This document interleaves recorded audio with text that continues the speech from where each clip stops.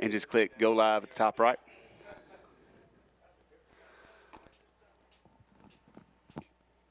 We'll go in just a minute.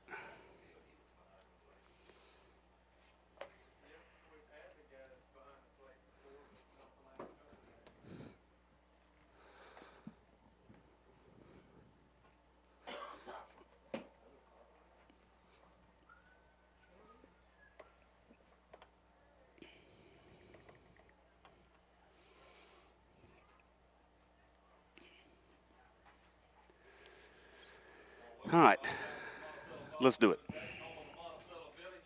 Let's go ahead, hit Go Live, and we'll. It's on. It's going. I think. Gotcha. We're on the air. Good afternoon. Jonathan Wolf with you here. Jake Morgan, Wes O'Hara. Camden Fairview Cardinals baseball on Camden Fairview's Cardinals baseball YouTube. The Cardinals back in action this afternoon, back into conference play as we are over in Monticello taking on the Billies. The second time we've seen the Billies, and it's a big game. The Cardinals haven't played in 7 days. Had a rain out last week. They won't play, or did not play, so they come back into conference action this afternoon. Got another game on Friday and then a makeup game next week. But this one right here, an important one, as the Cardinals sit atop the conference at 9 and 2 in the conference, and if they can win out, they will win conference. But they've got to get through Monticello, Magnolia, and Crossett. Looking forward to a good ball game this afternoon. The Cardinals 13-4 on the season, 9-2 in conference play. Monticello 8-12, and on the season, and 2-7 in conference play. The last time these teams met, it was a 12-2 win for the Cardinals. Starting pitcher in that game was Logan Robertson. He got the win, pitched 82 pitches, gave up 2 runs. Both of those were earned. The losing pitcher was Tucker Breedlove. He will be on the mound today against the Cardinals. Logan Robertson on the mound as well here in this one for the Cardinals. It is the national anthem. We'll take a break, be right back.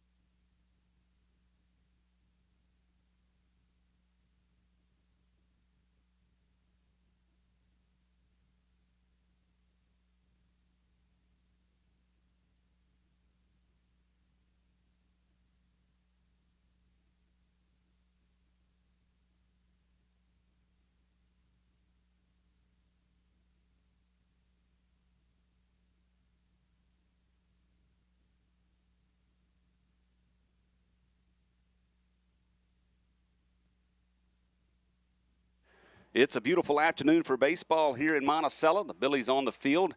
Everybody's gotten their warm-ups, and we are about underway, ready for the first pitch. Let's give you the starting lineups of this one real quick. The Cardinals, they come in again 13-4, 9-2 in conference play. Martavius Thomas will lead things off, the center fielder.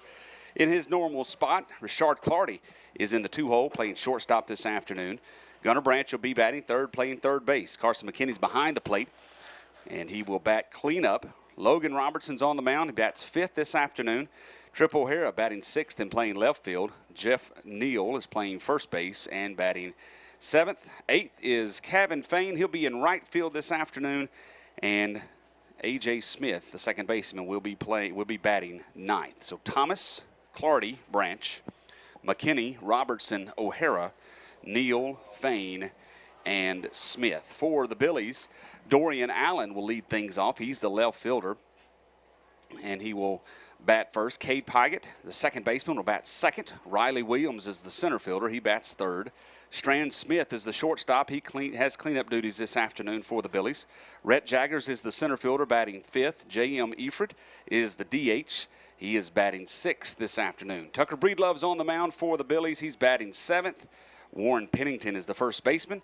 He bats 8th. Daniel Gavin is the right fielder, batting 9th. And Brooks Bowman will play third base and not bat. So it's Dorian Allen, Cade Pygott, Riley Williams, Strand Smith, Rhett Jaggers, J.M. Eford, Tucker Breedlove, Warren Pennington, Daniel Gavin, and Brooks Bowman will be in the field. It's time for the first pitch as Martavius comes to the plate. Martavius Thomas.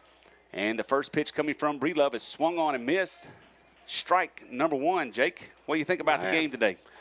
It's a good day for baseball, and hopefully these Cardinals come out to get another conference win.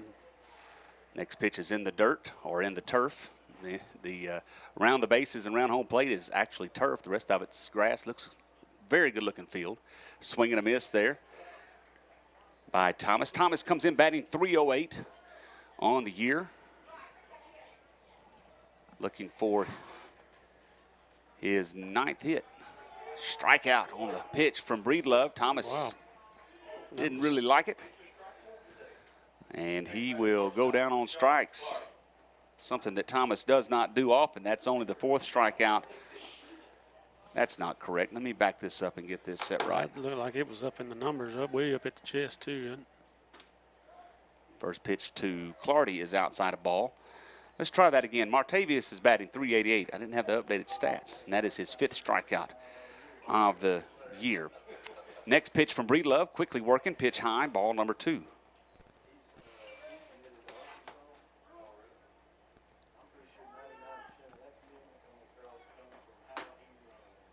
Here comes the next pitch.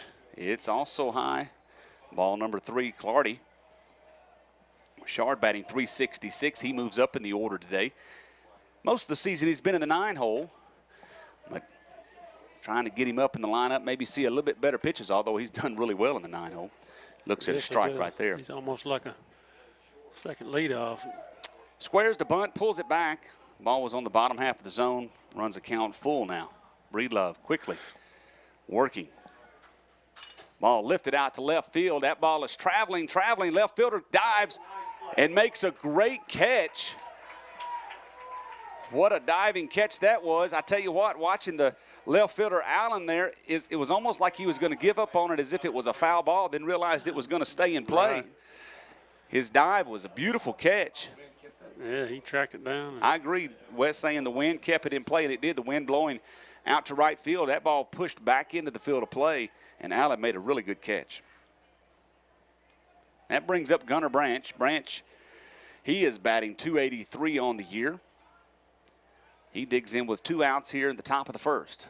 Breaking pitch. First pitch never broke. And that's 5 bats in a row. At-bats in a row. He's been hit by a pitch. He got hit by a pitch 4 straight at-bats last week against Watson Chapel, and then he gets hit right there.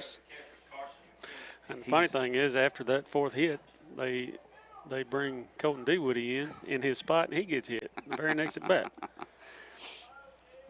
So a runner on first base, Carson McKinney watches strike number 1. A good-looking pitch from Breedlove. McKinney, I tell you what, he has really turned things on since that second El Dorado game. Batting .667. .667 since the second El Dorado game, with 18 hits, 18 RBIs, and 12 runs, and that's why he bats in the cleanup spot today. Swings and fouls one to the backstop.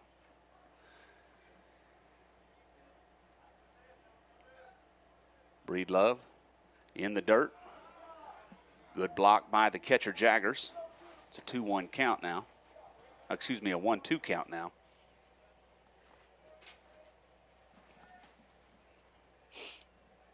Branch on first has his lead. Here comes the next pitch.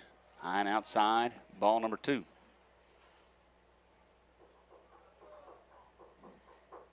Carson needs a big hit right here. Runner going, swing and a miss on the breaking pitch. McKinney goes down on strikes, and so the Cardinals will strand a runner. No runs, no hits, no errors, 1 left on base. We go to the bottom of the first inning, 0-0 the score. This is Camden Fairview Cardinals baseball.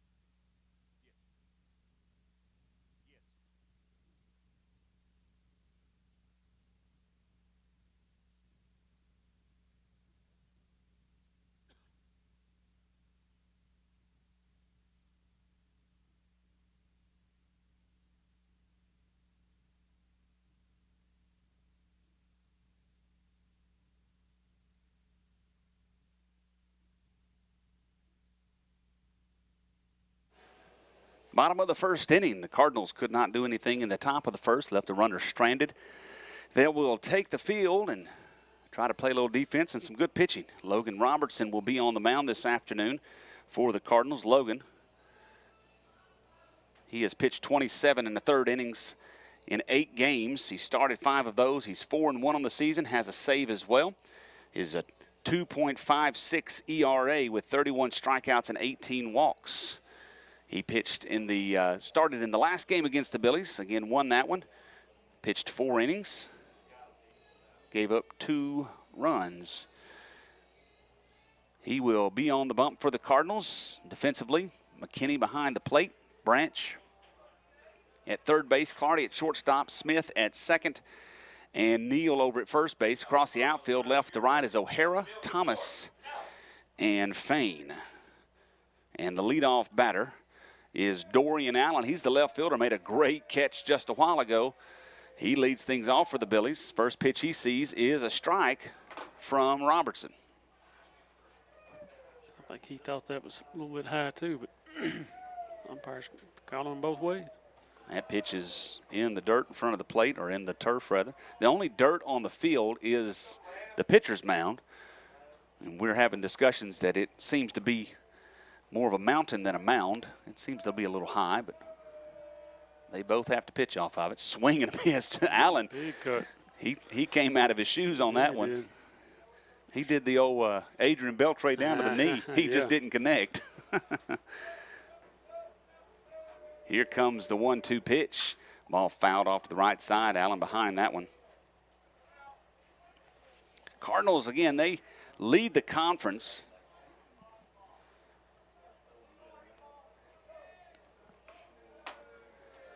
At 9-2, breaking pitch, and Allen defensive swing there. Man, he hit that ball just about in the catcher's mitt. Yeah.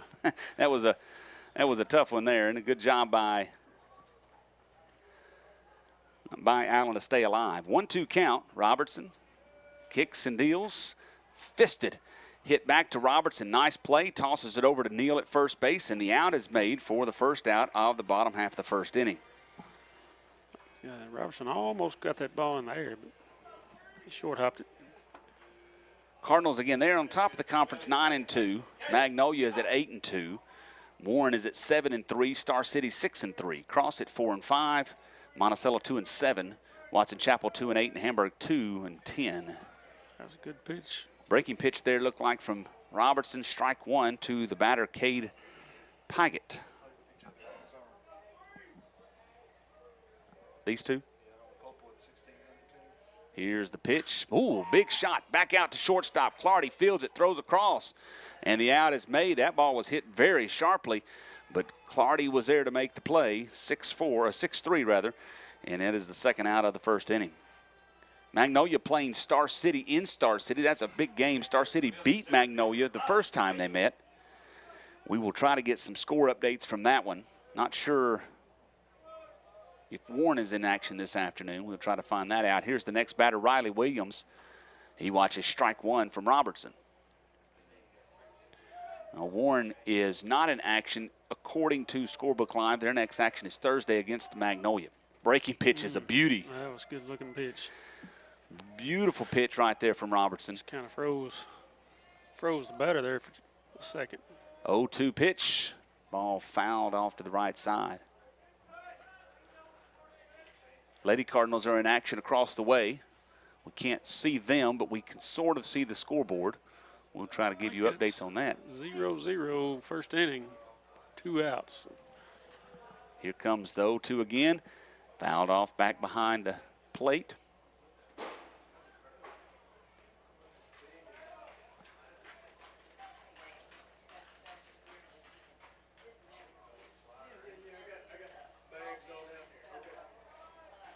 Here comes the 0-2 again from Robertson. He leaves it high. Williams does not bite at that one.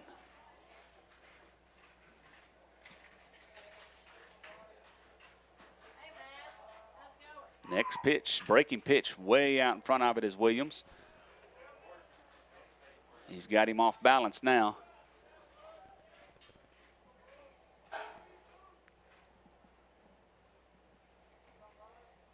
I wouldn't be surprised if he come back with that same pitch. 1-2 count. Shakes off the first one. Here comes the next one. Swing and a miss. McKinney picks it up, throws down to first base, and the out is made. And it's a 3-up, 3-down inning for Robertson. The Cardinals will come to bat in the top half of the second inning. 0-0 the score. This is Camden Fairview Cardinals baseball.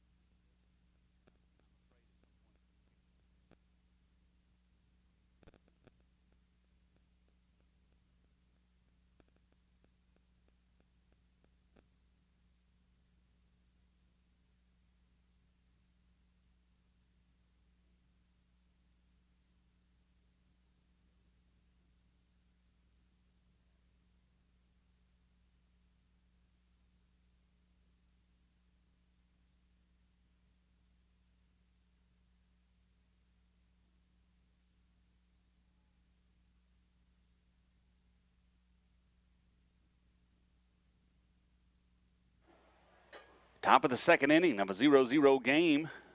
Tucker Breedlove back to the mound for the Billies. His first pitch is a breaking pitch in the dirt to Logan Robertson. Logan swings at another breaking pitch. Breedlove picks it up, tosses it to first, and the out is made. That brings up Trip O'Hara. He'll bat. Jeffrey Neal in the on-deck circle. Tripp batting. Oh, there it is. Batting .344 on the season. Swings and chops one over to third base. Third baseman picks it up, throws it in the dirt. Can't be picked by the first baseman, Pennington. And so O'Hara will reach by the error on the third baseman, Bowman. Ball was chopped in front of the plate. Third baseman Bowman was able to pick it up, just didn't set his feet well and make a good, strong throw. Tripp thought he was out. He started heading back to the dugout. Oh, did he? I didn't see him. So Jeffrey Neal will bat with O'Hara at first base. Breedlove brings a pitch in for a strike. The lefty Neal. 308 on the season, 19 walks. Breedlove steps off.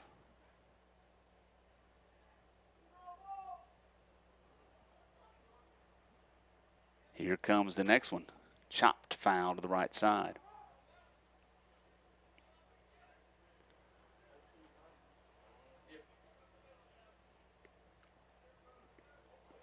Pretty afternoon, clouds scattered, got the sun covered up at the moment. A little bit of wind. We'll see how that plays. Ball gets away from the catcher. O'Hara off on the ball, getting away from the catcher, and he slides into second base safely.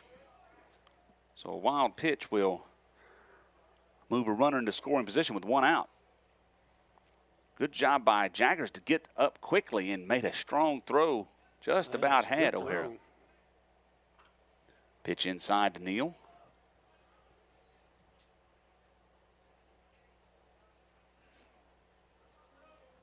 Two count.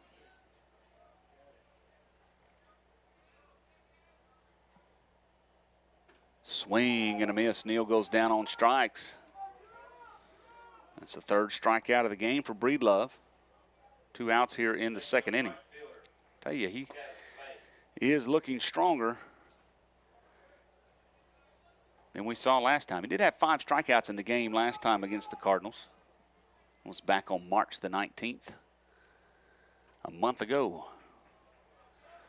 Gavin Fain at the plate now. He swings and misses at the first one he sees.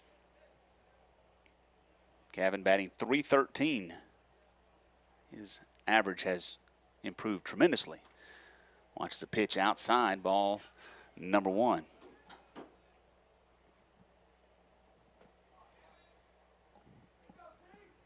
Runner at second base. Cardinals would like to get him in for an early lead here in this one. Something in the grass out. That ball hits in front of the plate. Good job by by Jaggers to make that stop. Pennington's at first base.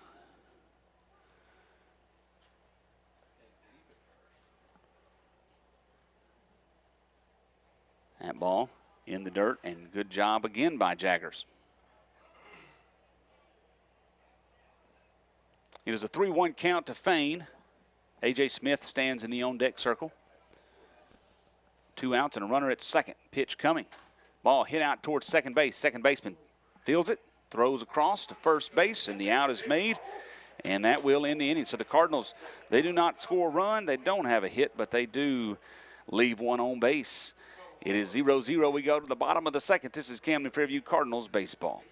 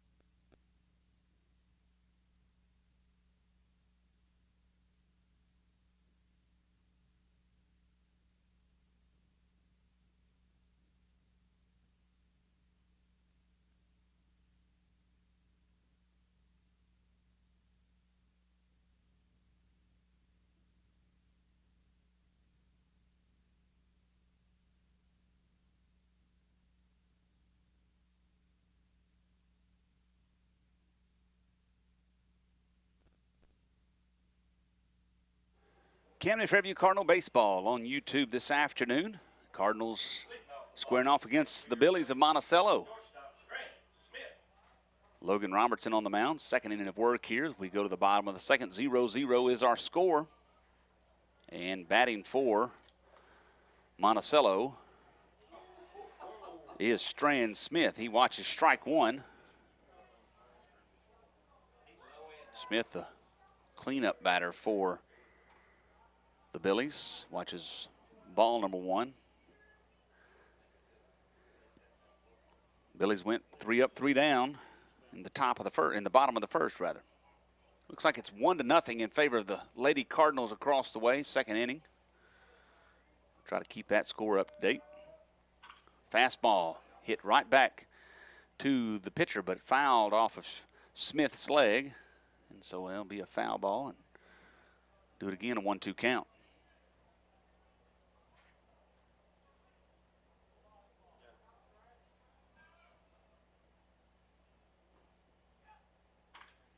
Another foul ball hit to the left side.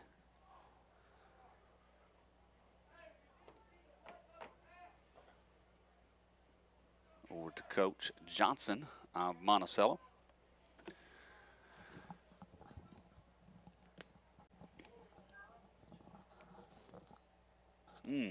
Pitch in the dirt. Smith started to offer it. Was able to check his swing. It's a 2-2 count. Here's the next one. Ball lifted out towards right field. Fain is underneath it. Sets up, makes the catch for out number 1. Well, I tell you, this is one of those situations, guys, if I'm not mistaken, those clouds disappear. Sun is going to be in the right fielder's eyes again. We've had that week and a half ago against Warren. Right now, the clouds are being friendly and helping us out. Rhett Jaggers, the center fielder. He's catcher. Excuse me, the catcher. I wrote that wrong. I knew that when I read that. I was like, that's not right. That's not right. The catcher, he digs in. Takes ball 1. There's a ball hit out to left field. O'Hara got a long ways to run in. Now Clardy's back there. He makes the catch in front of O'Hara. Man, Clardy went a long ways to make that catch. O'Hara was playing pretty deep, and that ball kept traveling with the wind pushing it a little bit and pushing it towards center field. Clardy got a good jump on it, made a catch falling down in front of O'Hara. He did a really good job of keeping his eyes on that ball the whole time. There's a ball to the DH, J.M. Efred. Batting against Robertson. Back to work quickly. Here he comes. Pitch hit out towards the shortstop, Clardy. He makes the play. Oh, cannot come up with it over at first base. The ball was thrown in the turf in front of the base, and Neal couldn't make the pick. So that allows a base runner.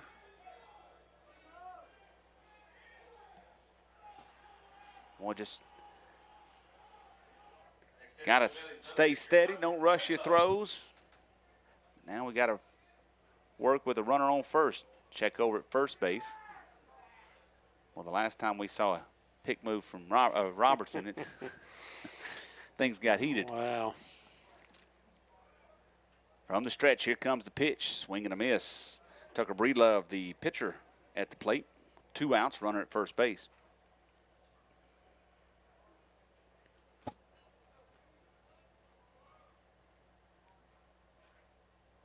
Robertson looking now, comes home. Ball hit out to the right side, out of play.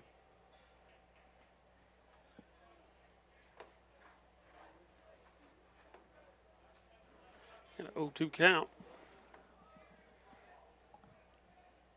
Not a very big lead from Efred at first. No.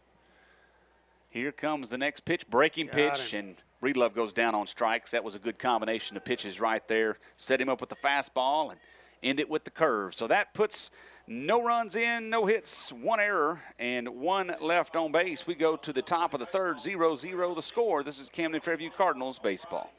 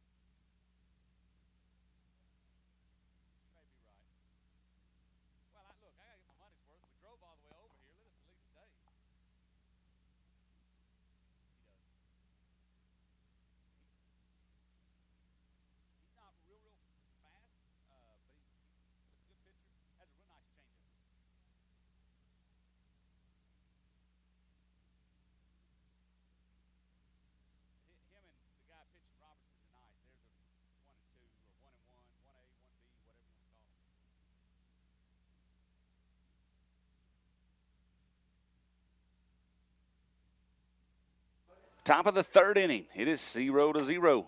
It is 0, not 0. I said that. I did. I said it. 0-0 is the score. Cardinals going to try to make some action. Bottom of the order, A.J. Smith comes to the plate. Try to get on base to roll things around to the top. Smith, Thomas, and Clardy scheduled to bat against Tucker Breedlove, who has pitched a very nice ball game. And his first pitch is low and outside, ball number 1. I see that A.J. Smith's got his stirrups on today. Oh, he does. Look at there. There's a ball hit out to left field. That ball is going to, just foul. That ball just foul by maybe a foot or 2. He does. He's got the stirrups on. That's not something we've seen from him. In fact, we saw, what was it, Tyler Wendling had red socks and stirrups on the other day. Smith's got his white socks with the red stirrups on. Sometimes you just got to make a little change. Here comes the pitch. There's a ball hit back towards the second baseman. That's going to be through into the outfield. We'll see how the official scorer scores that one. Scored a hit, and so Smith is on. First hit in the ball game for either team. And that brings Martavius Thomas to the plate. Thomas batting from the left side. He is going to try to do something here. Struck out looking in the first. Again, something that he has not done. Got him a new bat. A couple of times. Oh, he's swapped up his bats. Maybe that's the ticket. Maybe so. Breedlove working out of the stretch. He is quick to step. His first pitch is swung on and missed. Thomas looked like he was out in front of that one. Trying to hit it out, huh? Yeah, wind's dead right now at the moment. Here comes the next pitch. A bunt hit to the left side, foul. Not a good idea. Yeah, that stayed in. Not a bad play right there. He would have easily been on. But now he's working with 2 strikes against him.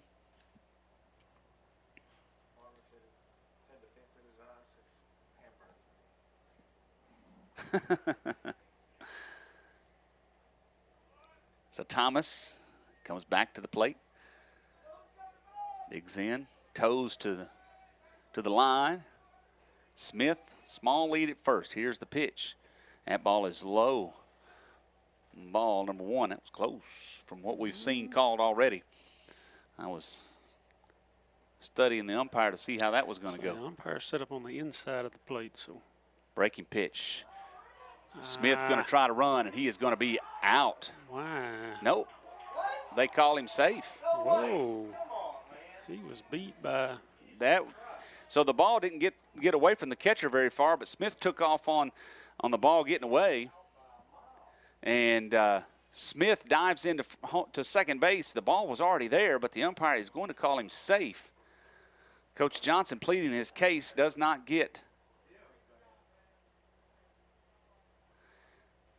hear what he wants to, or he hasn't yet anyway. So Smith took a chance there, and looks like it's going to pay off for the Cardinals' favor. It's 1 ball and 2 strike count to Thomas. Johnson still pleading his case.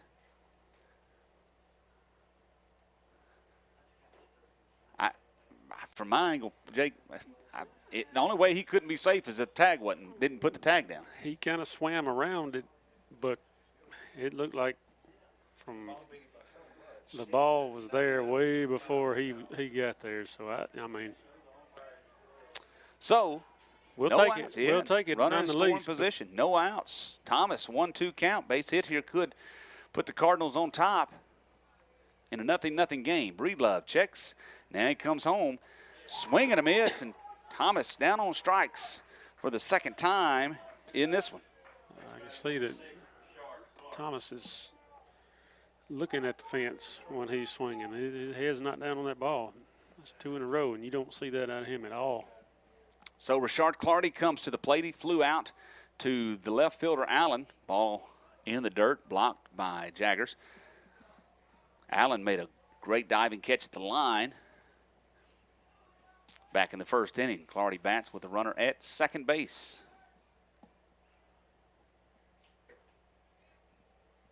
Breaking pitch inside. Wow. It is a 2-0 count.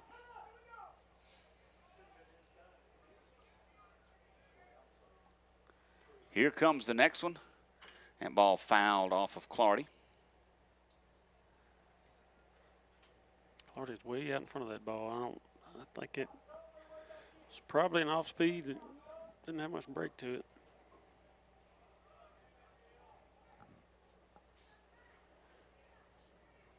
Two-one pitch.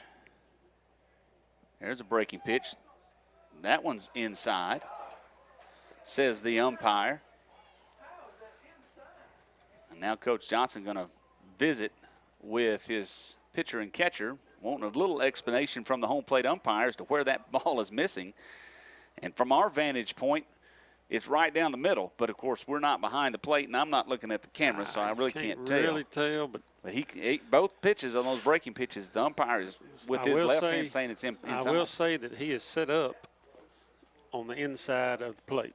So maybe he can see what we can't. But all right, so it is a 3-1 count.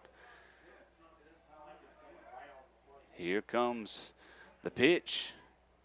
Ball hit back up the middle. Oh, that's going to hit the runner, Smith, on the foot. No, that hit the umpire. Oh, hit the umpire. I'm so sorry. Hit the umpire. Okay, hit the umpire, so one base only.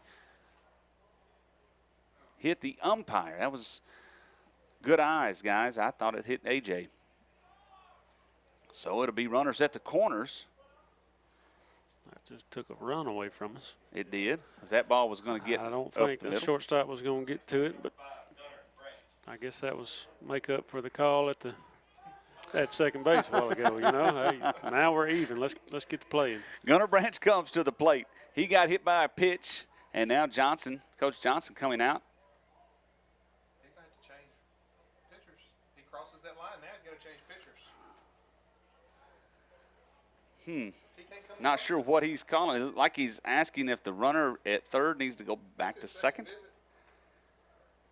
Yeah, if he's appealing it, does it matter? It doesn't matter. You can't cross that line. And that's the second time it's done. So we're not real sure of the conversation here. So I guess it's assumed that the runner would not have to go to third because it wasn't a force. So Smith was already on his way to but he third. was already on his way to third, exactly. So I would think that it'd be just like a ball going in the dugout. But they're going to send him they're back. going to send him back. Now Coach Keith wants to have a visit.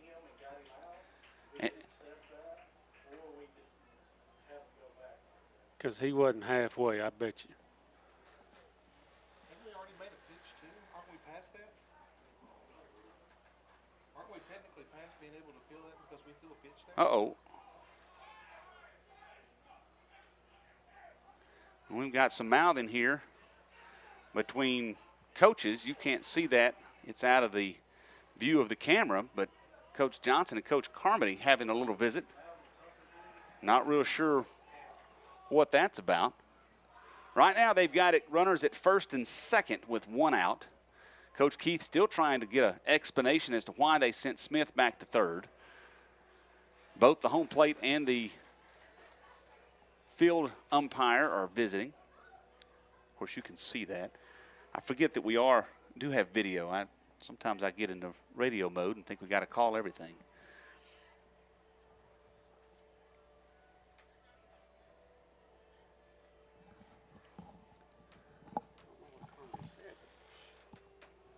Now the home plate umpire walking back to the plate. Coach Keith is done now, and he's going to walk back to third base to coach it, and Gunnar Branch will come to the plate. So 0-0, one out, runners at first and second. Gunnar Branch watches a ball in the dirt. That's another first pitch curve. This has become pretty common with this pitcher. I don't know that I wouldn't have sent A.J. Smith on that pitch. But Pitch. Ooh, strike. Looked like a little bit low. That's one while ago we called it. No, but we're used to this kind of calling. Awful. Here comes the 1-1 from Breedlove. Breaking pitch, he swings over the top of it, and it is strike number 2. Well, an opportunity here for the Cardinals to get a run on the board, but right now, Cardinals just trying to get things rolling here. That ball is in the dirt, 2-2 count. Monticello trying to fight hard in this one. They have not had the best of seasons by their standards, but this is a big game, playing against the conference leader. Pitch in the dirt. And that pitch from Breedlove, boy, that didn't look good at all. Just spiked it in the ground about 4 or 5 feet in front of the plate. So it's a 3-2 count. Big pitch. Fastball. And they're going to check on the runner at first. Clardy is back safely.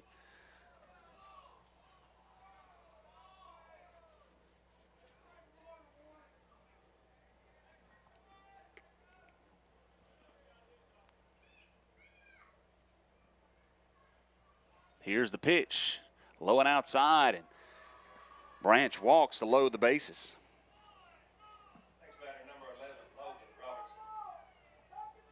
So that brings up Carson McKinney. McKinney will bat with one out. The base is loaded here. He's come to the plate on many big at-bats this year. This could be a big one as well. Here's the first pitch. It's high, ball number 1. Breedlove having a little bit of command issue here in the third inning. 0-0 the score. Here's the pitch. There's a fastball challenged up, and McKinney fouled it back out of play. Good cut by McKinney. I think head down on that ball, you see it. I think you hit that one, but he needs something hard through the infield. Next pitch, another high fastball. McKinney swings underneath it. It's a 1-2 count. McKinney, again, has really played an integral part of this run by the Cardinals, batting .457 on the year with 23 RBIs. He could pick up another one or two or so here with a big hit. There's a good fastball high. McKinney not biting this time. Now, Breedlove can go where he wants to. He could bring that breaking pitch in. So, yeah, I'd scoot him up in the box. And, just a defensive swing, and McKinney fouls it off.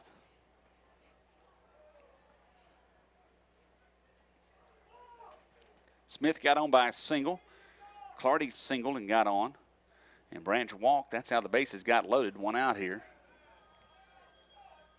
Here's the pitch. Just a little bit outside. Boy, what an eye right there by McKinney. I think. So it is a 3-2 count, and here's the pitch.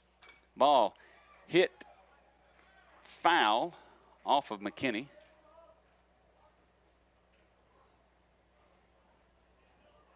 That pitch was up, Jake. I don't know if he would have called it a strike or a ball, Yeah. but it was what you had to go with. Here comes the next one. That pitch was a little too high. Oh, my goodness. And he called it. He called that a strike? He just called that a strike? Now, the one before it, I would say legitimately he might have gone either way, but that one right there, the catcher stood up to catch the ball. Wow. Holy moly. Hey, at least it's That's something right there. All right. So, I don't know. Ooh, Logan Robertson comes to the plate with the bases loaded and 2 outs. Just hit the ball somewhere. There's a breaking pitch. Strike number 1.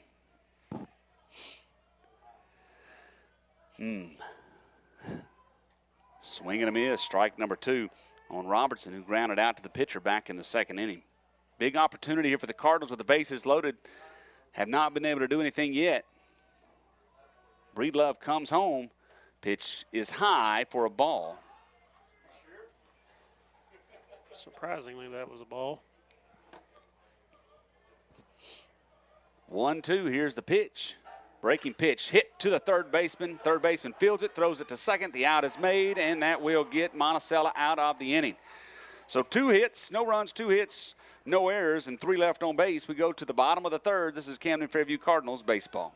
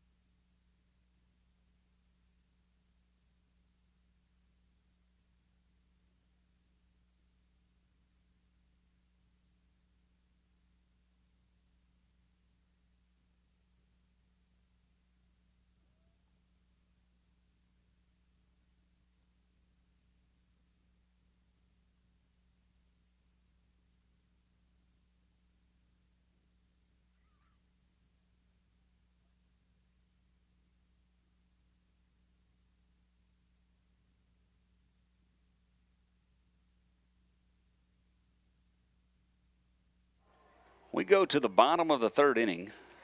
The Cardinals and the Billies scoreless in this one. A very interesting top of the third as the Cardinals stranded the bases loaded. McKinney was at the plate. He strikes out looking at a ball that would be deemed by most people high. By most people, way high. I don't know how else to say it. When the catcher has to stand up and catch it. So now for Monticello's Warren Pennington, he comes to the plate, watches a ball low. Pennington, Gavin, and Allen will bat in this inning.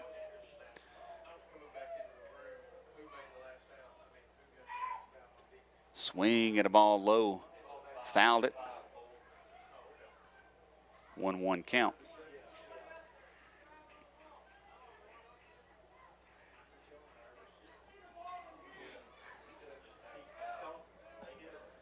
There's a pitch called a strike on the bottom half of the zone. I'll give that one to him. It's, you know, it was was at the knees. It was at the knees. I'll give it to him. Here comes the next one from Robertson. Oh. That ball hits Pennington. Hits Pennington, then it hits the umpire. And so Pennington will take first base. The Billies have a leadoff runner on. It's going to bring him back. I don't.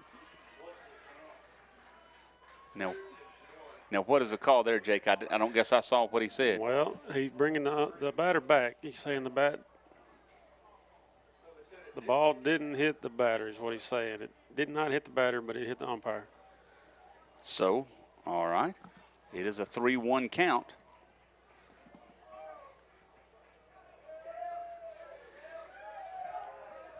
So Robertson going to try to come back and get him. Here comes the pitch. Well, he shakes off. Now he has it.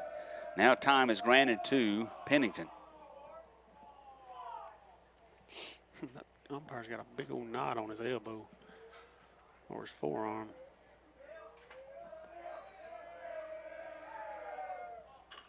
Ball fouled to the left side. Caught by Grant Jeffers in the dugout. I think that was a little bit of a stinger. The batter dropped the bat and rubbed his hands like that hurt a little bit. So if I were Robertson, I think I would just come back with a fastball. He don't want to swing at it. He does it. He does foul it off, though. Pennington trying to hang tough. 2 straight fastballs from Robertson.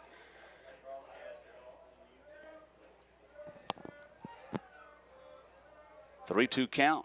No outs here in the bottom of the third. Breaking pitch. Breaking pitch. Oh, my goodness. He says that looped over as if it was higher than the fastball in the top of the third. That is ball 4. That is ball 4, but the batter's coming back, so they're going to pitch it. Here comes the pitch. And that is oh, my. So not only is it ball 5, but it's the same pitch that he called a strikeout 4 batters ago. Folks, I say it often. We want to be as positive as we can be, but we're also going to try to call it as we see it. Goodness gracious. That ball was high. Check on the runner back over at first base. He's back safely. So Pennington,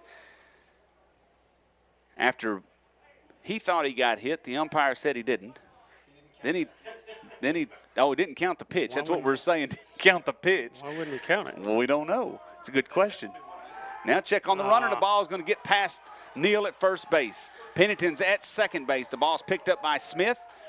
And so now the Billies have a little action here with a runner at second base on the error by the pitcher. Now things are starting to get a little flustered here for the Cardinals. So that brings up Daniel Gavin, the right fielder. Runner at second base. Everything needs to slow down. Bunt put down by Neal. Ball's thrown over to Smith. The out is made. The umpire asked for help from home plate. The home plate umpire did say that he was out, so the sacrifice is effective from Gavin. That throw was a little bit high. A.J. Smith was able to keep his tiptoe on there. I guess the field judge couldn't see that. So that brings the top of the order up. Dorian Allen. Too far. Here's the pitch. Oh, my goodness. Ball. I mean, it was a ball. I'm not going to argue that it was a ball, but it's the same thing Carson had a while ago. All right. Now, that was actually probably The 1-0. That one's a little lower than what Carson had. 1-0 count. Bunt attempt. It's going to get down. And Allen is going to be safe at first base as the ball wasn't fielded cleanly by Neal. The run crosses for Monticello. It is 1-0.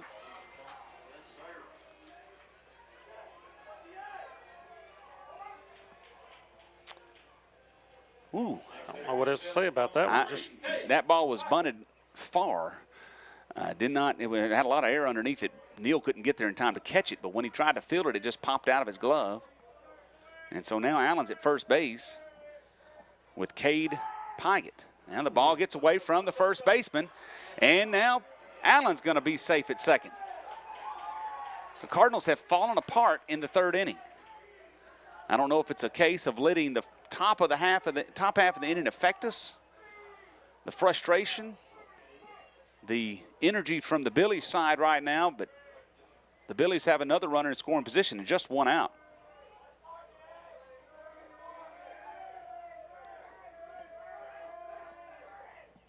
Pitch high, ball number 1.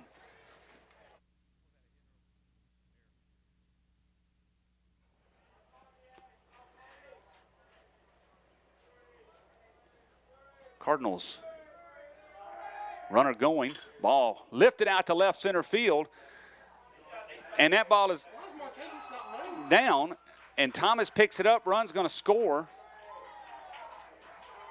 He never, I guess he couldn't see it maybe, I don't know. Thomas, he never made an effort towards the ball, but it was hit towards left center, drifting back towards center. I don't know if he could not see it like you said or what, but that ball falls. And Pygott's on second base with an RBI double. Next hitter for the Billies, number 22, Riley Williams.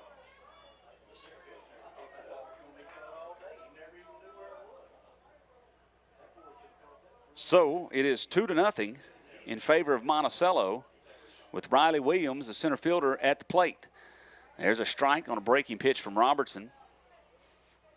Cardinals with 3 errors in the inning. 2 runs across for Monticello, 2-0 the score. It's a pitch high from Robertson.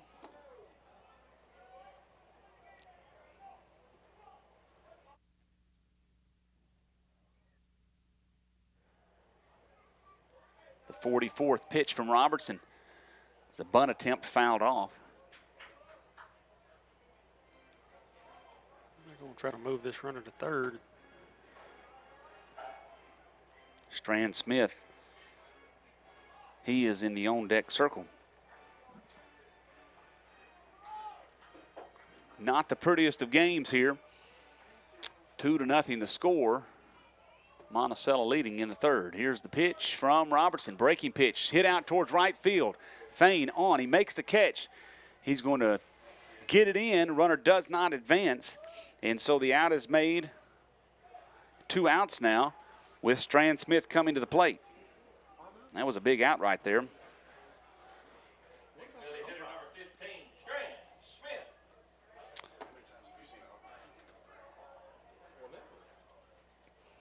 Smith flew out to Fain back in the second.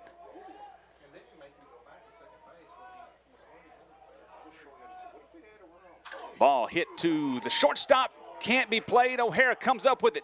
He's going to throw home. The ball's coming in. Play is not there. Now to throw out to the runner at second, and Smith is safe at second base. So an RBI single makes the score 3-0. Smith moves up on the throw.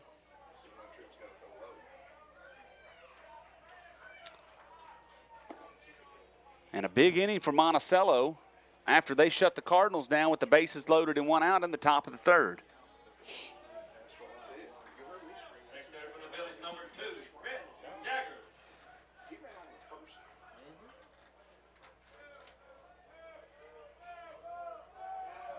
Breaking pitch, a little bit low, ball number 1.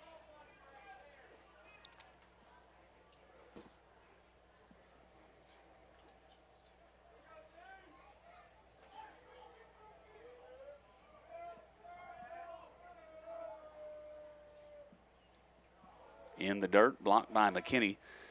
Ball 2.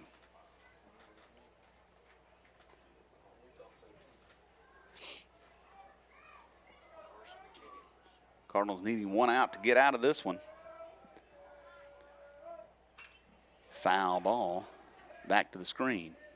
Batter is Rhett Jaggers. He popped out to the shortstop, although Clardy was in left field when he caught it. Yeah, made a long haul for that one, but he come up with it. 2-1 pitch from Robertson. On the way. In the dirt. Blocked by McKinney again.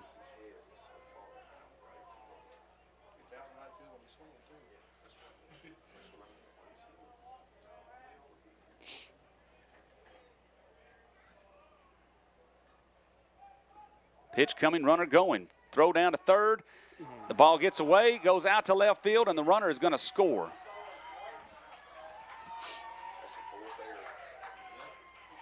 So another error in the inning. This one on the catcher. And it is 4-0.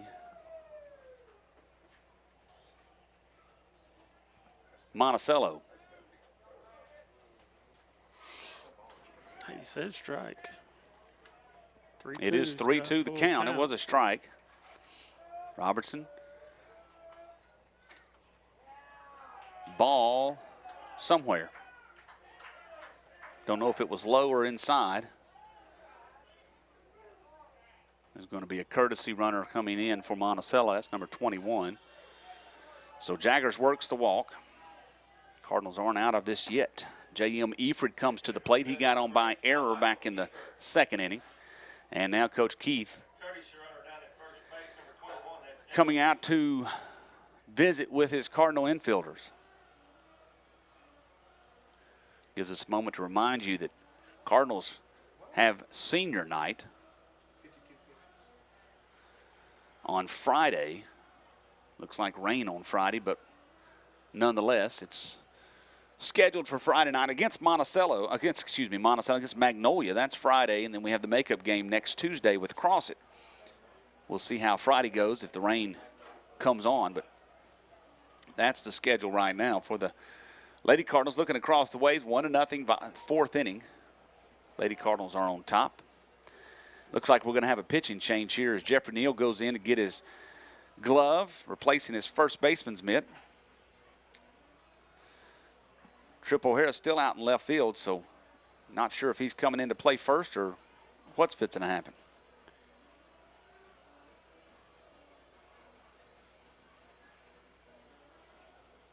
Talking about rain Friday, it looks like, as of right now, 100%. Calling for almost 2 inches. Doesn't sound good. No. Now O'Hara comes in. Looks like he's going to get his first baseman's mitt. So I would think here, Wes, that Branch is going to go to shortstop and Logan to third and Clardy to left field. We'll see what happens. But the Cardinals have just kind of lost control of this one here in the third inning. Again, the top of the third surely didn't do any favors for the Cardinals as they left the bases loaded on some questionable umpiring. But at the end of the day, the Cardinals didn't get the hit they needed.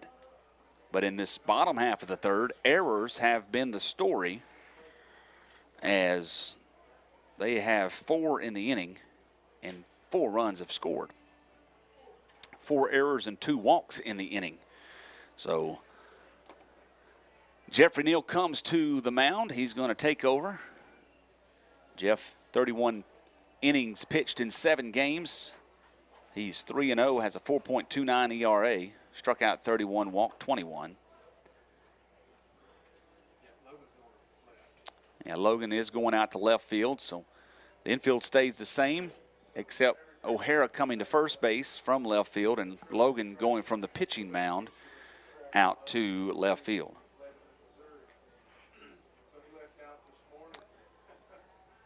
Sun has poked its head through the clouds, putting it out on the second baseman, first baseman, and the right fielder. The batter is J.M. Efred. He will bat against the pitcher. And quickly, the runner, 21, steals second base. No throw from McKinney. That was a breaking pitch in the dirt, and he didn't have a chance. The runner was off on the pitch, a good jump.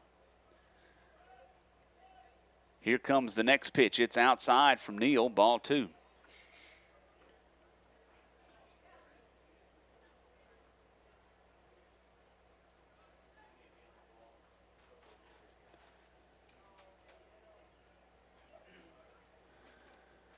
Pitch outside again, 3-0 the count. Oh. They want to find something.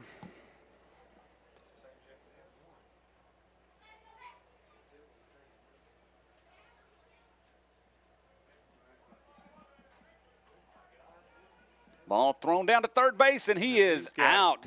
Tried to steal the base, and a good throw from Carson McKinney. And the Cardinals are going to be able to get out of this jam, but they give up 4 runs. 4 runs on 2 hits, 4 errors, and none left on base. We go to the top half of the 4th inning. It's 4-0 Monticello. This is Camden Fairview Cardinals baseball.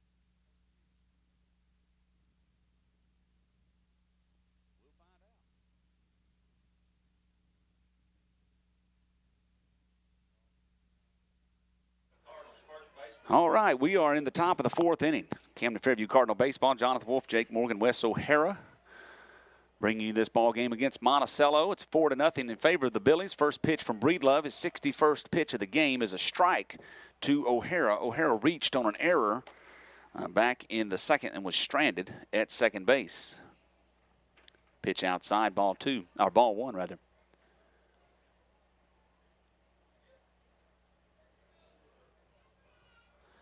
Here's the next one from Breedlove. That's in the dirt, ball 2.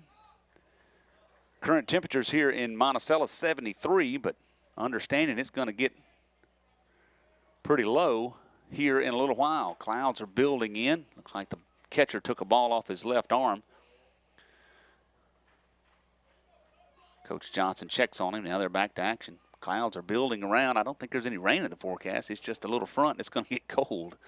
Here's the pitch. Ball hit out towards the left side. Shortstop fields it deep in the hole. Throw across is a good play, and he's pumped up about it. That's Smith.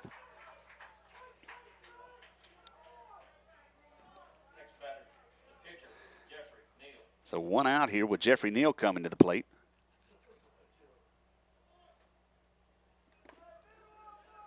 Smith was a little bit excited about that. Here comes the pitch to Neal. Fouled off.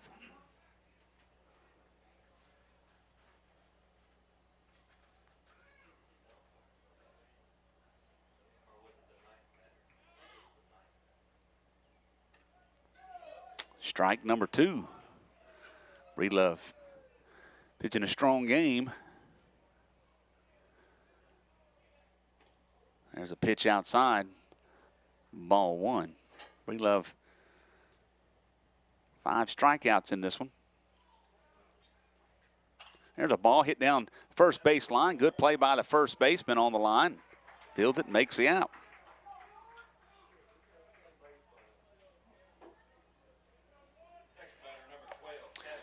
Kevin Fain will come to the plate now. Kevin grounded out to the second baseman. His first time up. He swings and hits one to the first baseman side. First baseman fields it. Picks it up, throws to first. The out is made, and that will put the Cardinals down in order here in the fourth inning. 4-0, the Billies on top here in the fourth. Going to the bottom of the fourth, this is Camden Fairview Cardinal baseball.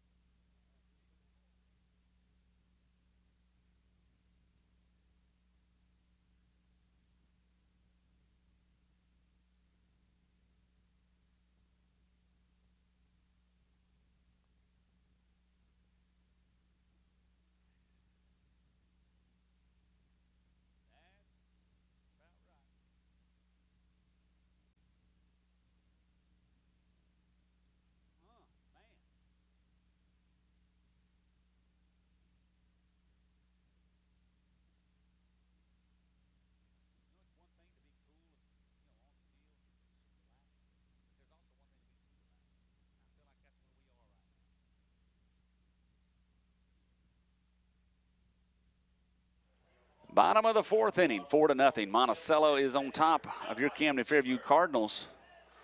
J.M. Eford back to the plate. He was left up there on a caught stealing.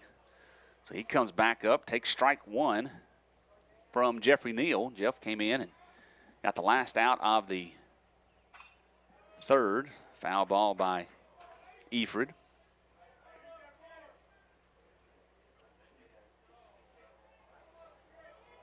What Jeffrey throws here. In the dirt. Tried to get him to chase something. It just.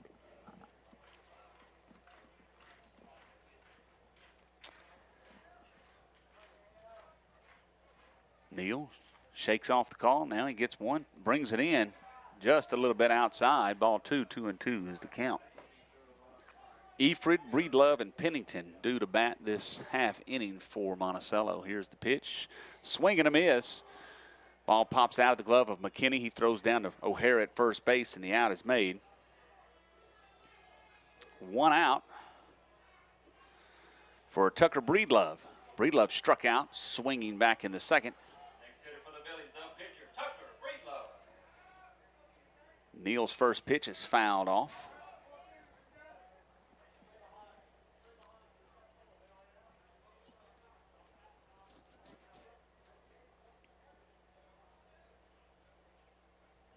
Next pitch is fouled off. I tell you, Jake, Neal struggled a little command when he came in, but he's throwing it to the mitt right now. Bringing it on in there now, which that's what you got to do. I mean, you got to come in, you got to find your zone, you got to throw your strikes. Oh, good breaking pitch. Good Could spot. not get Breedlove to bite on that one. I would probably come back with it again. Fastball, those popped foul out of play.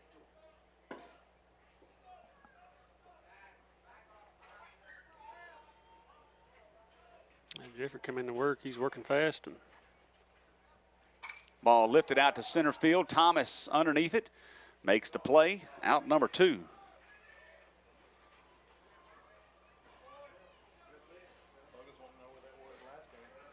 Warren Pennington. He comes in. He walked on 5 pitches. 5 balls. 5 balls, sorry, yeah. Back in the third, he scored the first run of the ball game. Takes strike one from Neal.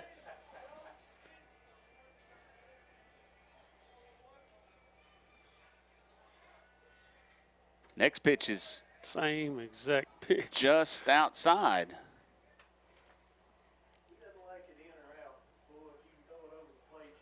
Here comes the next one. That pitch is strike number 2.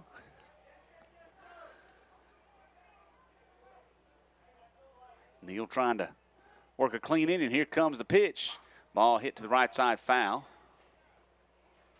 3-0 is the score, looks like, down at the Lady for the Lady Cardinals. It's in the 5th inning. Cardinals on top.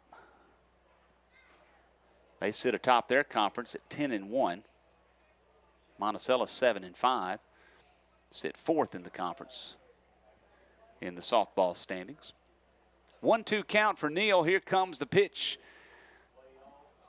Ball outside. 2-2.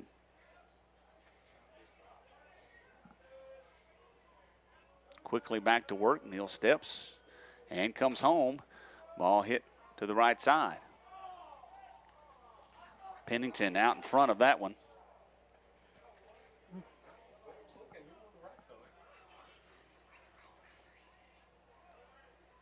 Two is the count. Pitch swung on, hit to the right side. Dive by O'Hara, couldn't get it. It's a base hit by Pennington. And Monticello has a little life here with 2 outs. So that brings up Daniel Gavin. He sacrificed bunted back in the 3rd. No sacrifice to be made here, so with 2 outs, he'll be swinging away.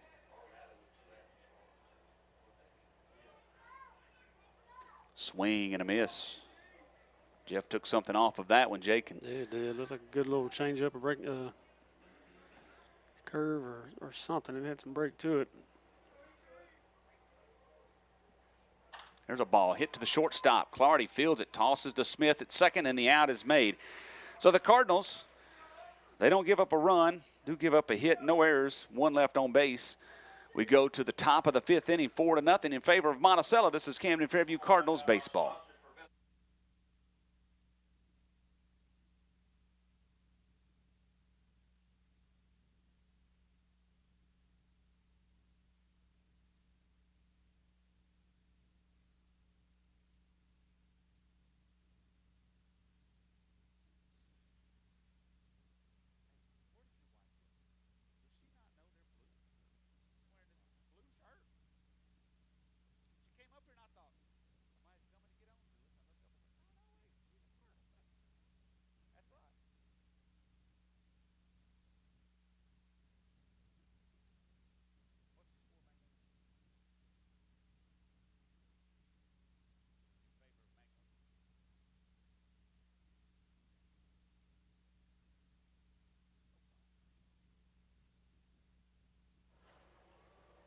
We move to the top of the 5th.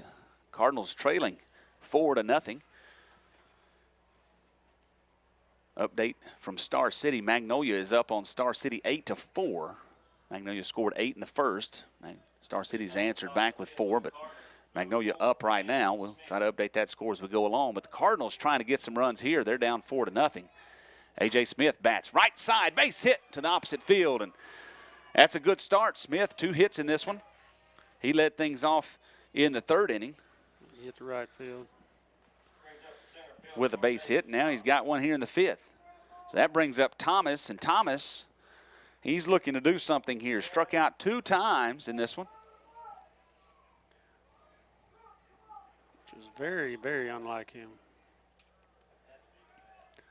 Breedlove, his 5th inning of action. His first pitch is a called strike.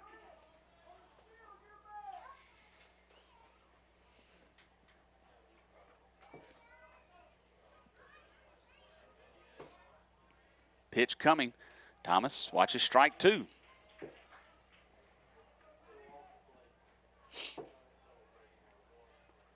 In the hole here, 0-2. The runner at first base, no outs. Pitch coming. Breaking pitch in the dirt. Smith does not run.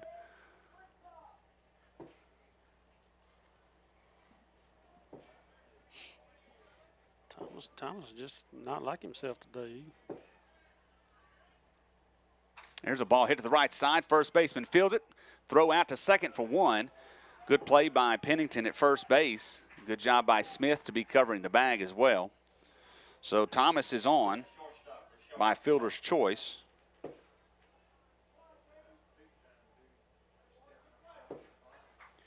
And now Richard Clardy comes up. He had a single, was left stranded at third base in the 3rd inning.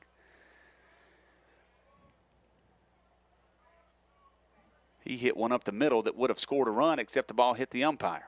There's a foul ball, a check me It's that first swing. first pitch breaking ball again.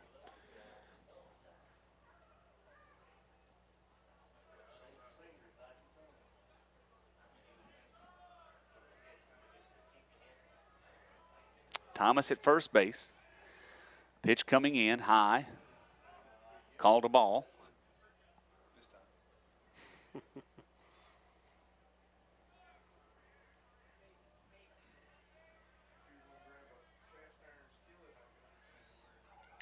Breaking pitch, ball lifted out to the right side. That ball's foul and is going to get down out of the reach of the right fielder, Gavin.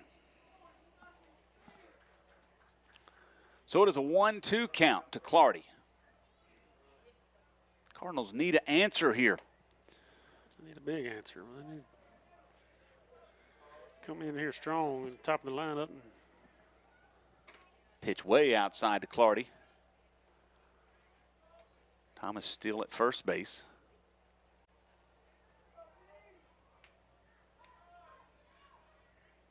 Runner going, ball's in the dirt, fouled off. ball 3.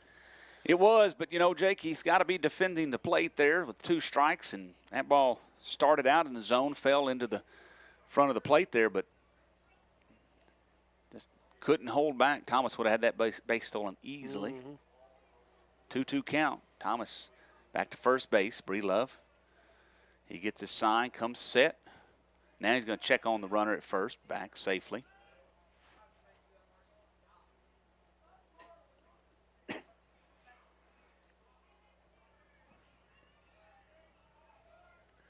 Here's the pitch, fouled off again. Clardy hanging tough on 2-2 count. He's working on them breaking balls for sure. He'll catch one here in a minute, maybe.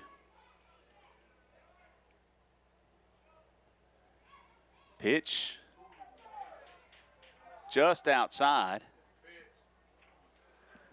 Even the catcher said that was outside. He looked over to the Monticello dugout like saying, hey, it was. Looked like he was set up out there, too.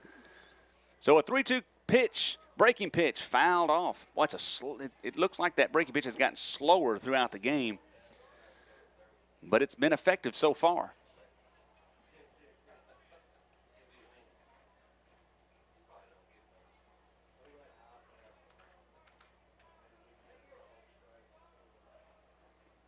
Pitch coming. That time, Clardy's out on strikes as he swings through it. And that brings up Gunnar Branch. Branch walked and was thrown out at second base on a fielder's choice. He'll bat with 2 outs, and Thomas at first. Breaking pitch, ball hit to the right side, left side rather, fielded by the third baseman.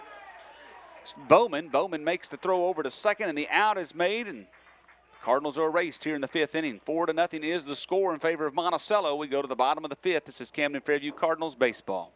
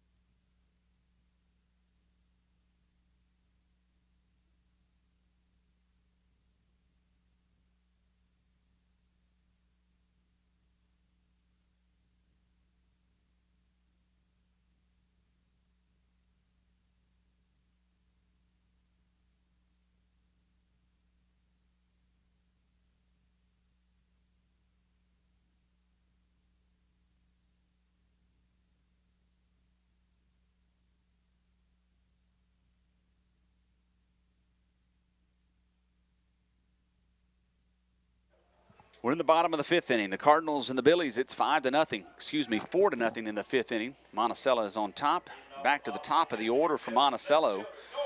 Dorian Allen, he's 0 for 2, but he has scored a run reached by an error. Back in the third, he watches ball one from Jeffrey Neal. Neal's third inning of work. Came in relief of Robertson. Logan pitched 2 2/3 innings, gave up 2 hits, 4 runs. One of those was earned, 2 walks and 2 strikeouts. Allen watches strike one across the plate there. Swing and a miss. Looked like Jeff took a little off of that one. And it's a 1-2 count now. Cardinals going to have to play some good defense and get some good pitching. There's a good pitch. Allen down on strikes. Another looked like changeup. And Allen swings through it for strike one. For out number 1. That changeup Jeffy throws is, man, it'll bite the dirt quick. So now Cade Pygott comes to the plate. He is 1 for 2. He swings at a ball that goes to the backstop.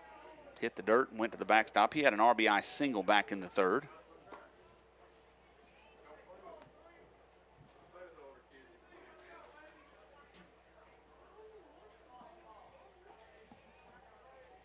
Neal brings it home. Ball lifted out towards center field, left center. That ball is going to get down for a base hit.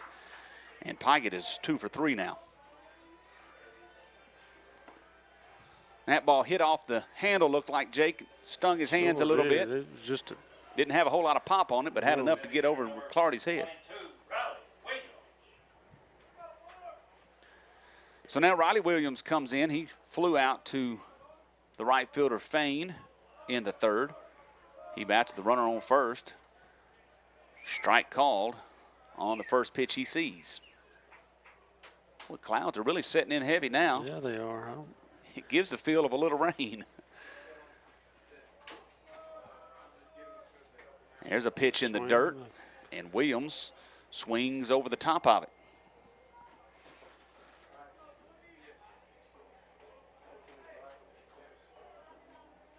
So it is an 0-2 count.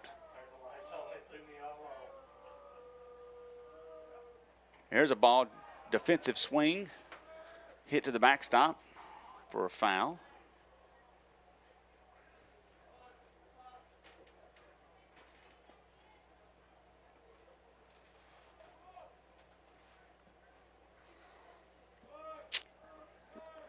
But the runner goes here. Yep. He does. Pitches outside, throw down to second. He is going to be out. He slid past the bag, and he is going to be tagged out by A.J. Smith. A good defensive play. I tell you, I think that Pygott would have been safe if he had stayed on the bag, but he slid past it. I think he beat the throw. But that turf, man, that's what you get. You slide on past it. He just couldn't get his hands on it and grab that base to stop him. But way to heads up by A.J. Smith to make a dive for him to make the out.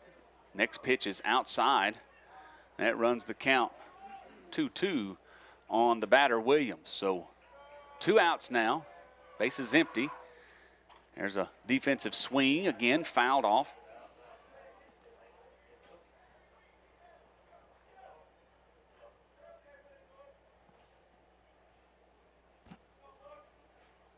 Cardinals trying to get another quiet inning here. Here comes the pitch. Just a little bit high, says the umpire this time. So it's a 3-2 count.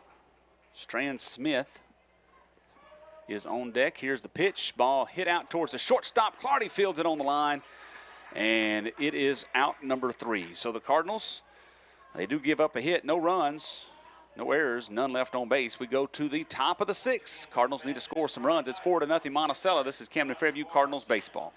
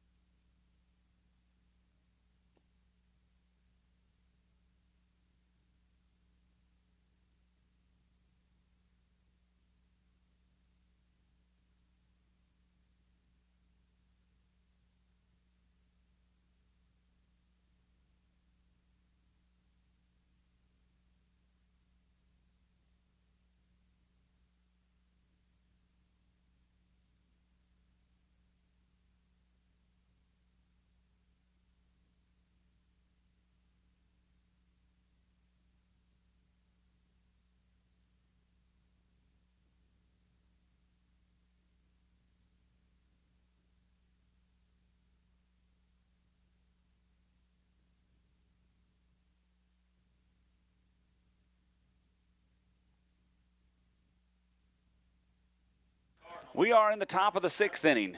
Carson McKinney comes to the plate against Tucker Breedlove, takes a pitch in the dirt, ball 1. Breedlove's 6th inning of work. He's at 85 pitches now. He's pitched a good ball game. He's kept the Cardinals off the scoreboard, as have the umpires. There's a pitch for a strike. 1-1 count. McKinney swings and misses. Strike 2.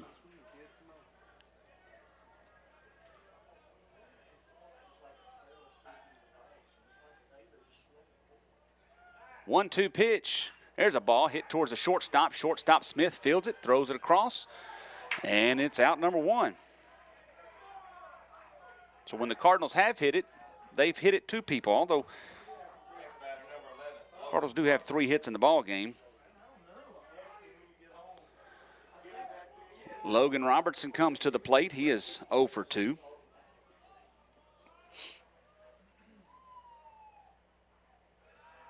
Ball in the dirt. There's that first pitch breaking ball. Jake's mentioned that several times.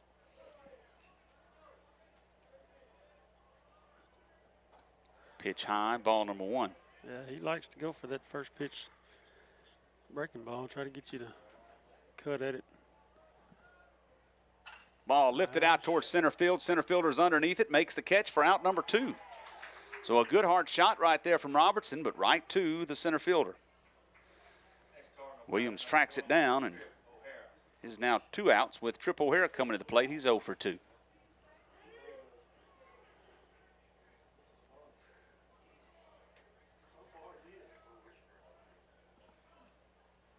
There's that first pitch breaking. Oh, my goodness.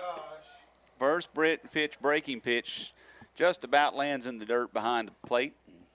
It's called a strike. Here's the next one. He tries it again, and this time Tripp swings over the top of it.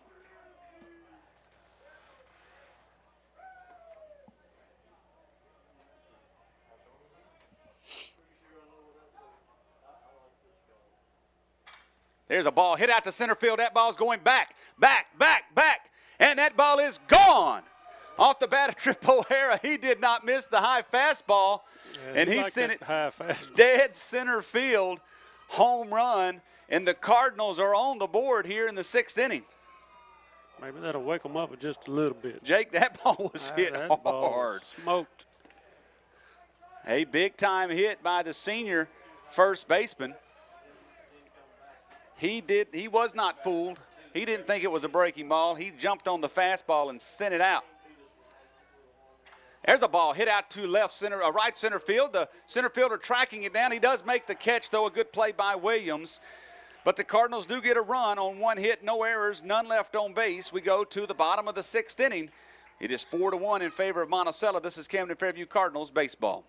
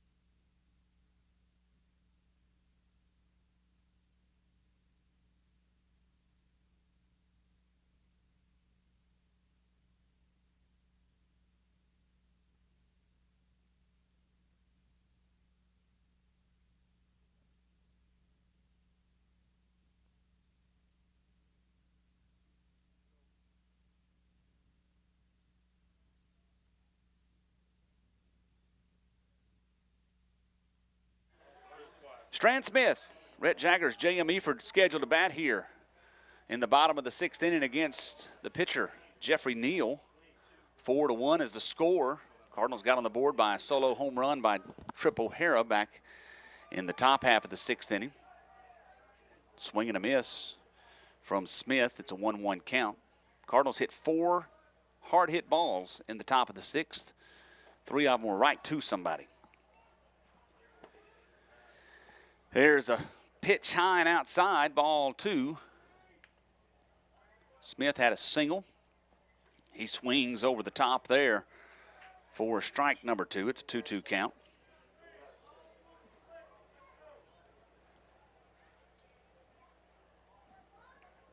There's a good-looking pitch right there, and Smith is down on strikes. Jake, that pitch right there that Jeff, he threw it in the zone, but so he didn't take much off it, but he took just enough off of it. The batter was swinging behind it. So that brings up Rhett Jaggers. He walked and popped out to the shortstop. Digs in with 1 out. There's a pitch just off the plate, ball 1.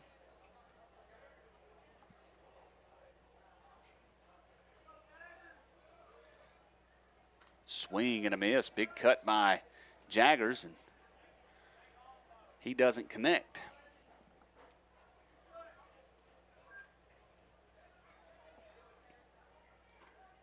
Strike number 2 on the inside corner of the plate. Neal shakes. Now he finds the one he wants. Here comes the pitch, and a good pitch gets Jaggers swinging, and a ball low and outside. That ball's hard to stay off of. So Neal has come into this ball game, has pitched very good baseball.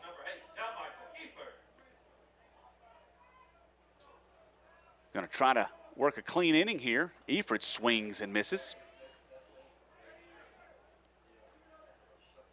Well, there's a quick back to the mound and go. Here's the pitch. Ball hit out towards right center field. That's going to get down for a base hit. That one stayed up in the eyes of Eford, and he was able to turn on it and get it out to right field. So a single there gives Monticello a little energy here in the bottom of the 6th inning. That brings up Tucker Breedlove.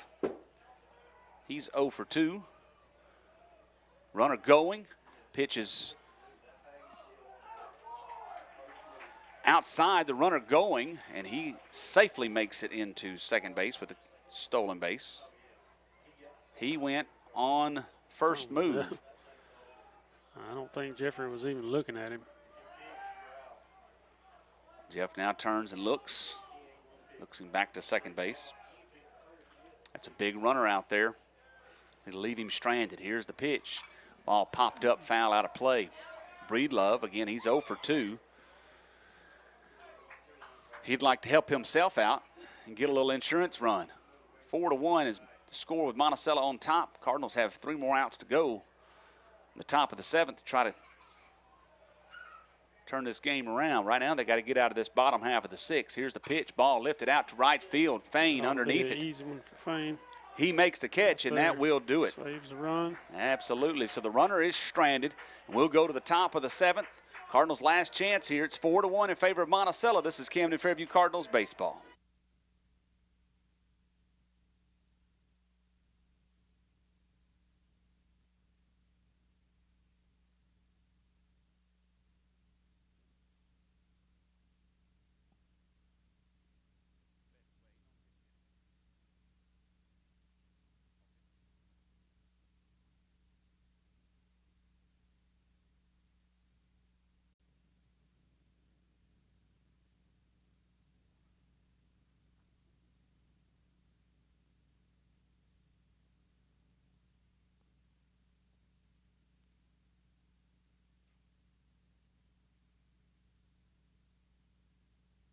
Well, folks, we lost connection. We're back, but as you can see, this game is over. The Monticello Billies have upset the Camden Fairview Cardinals 4-1 in 7 innings.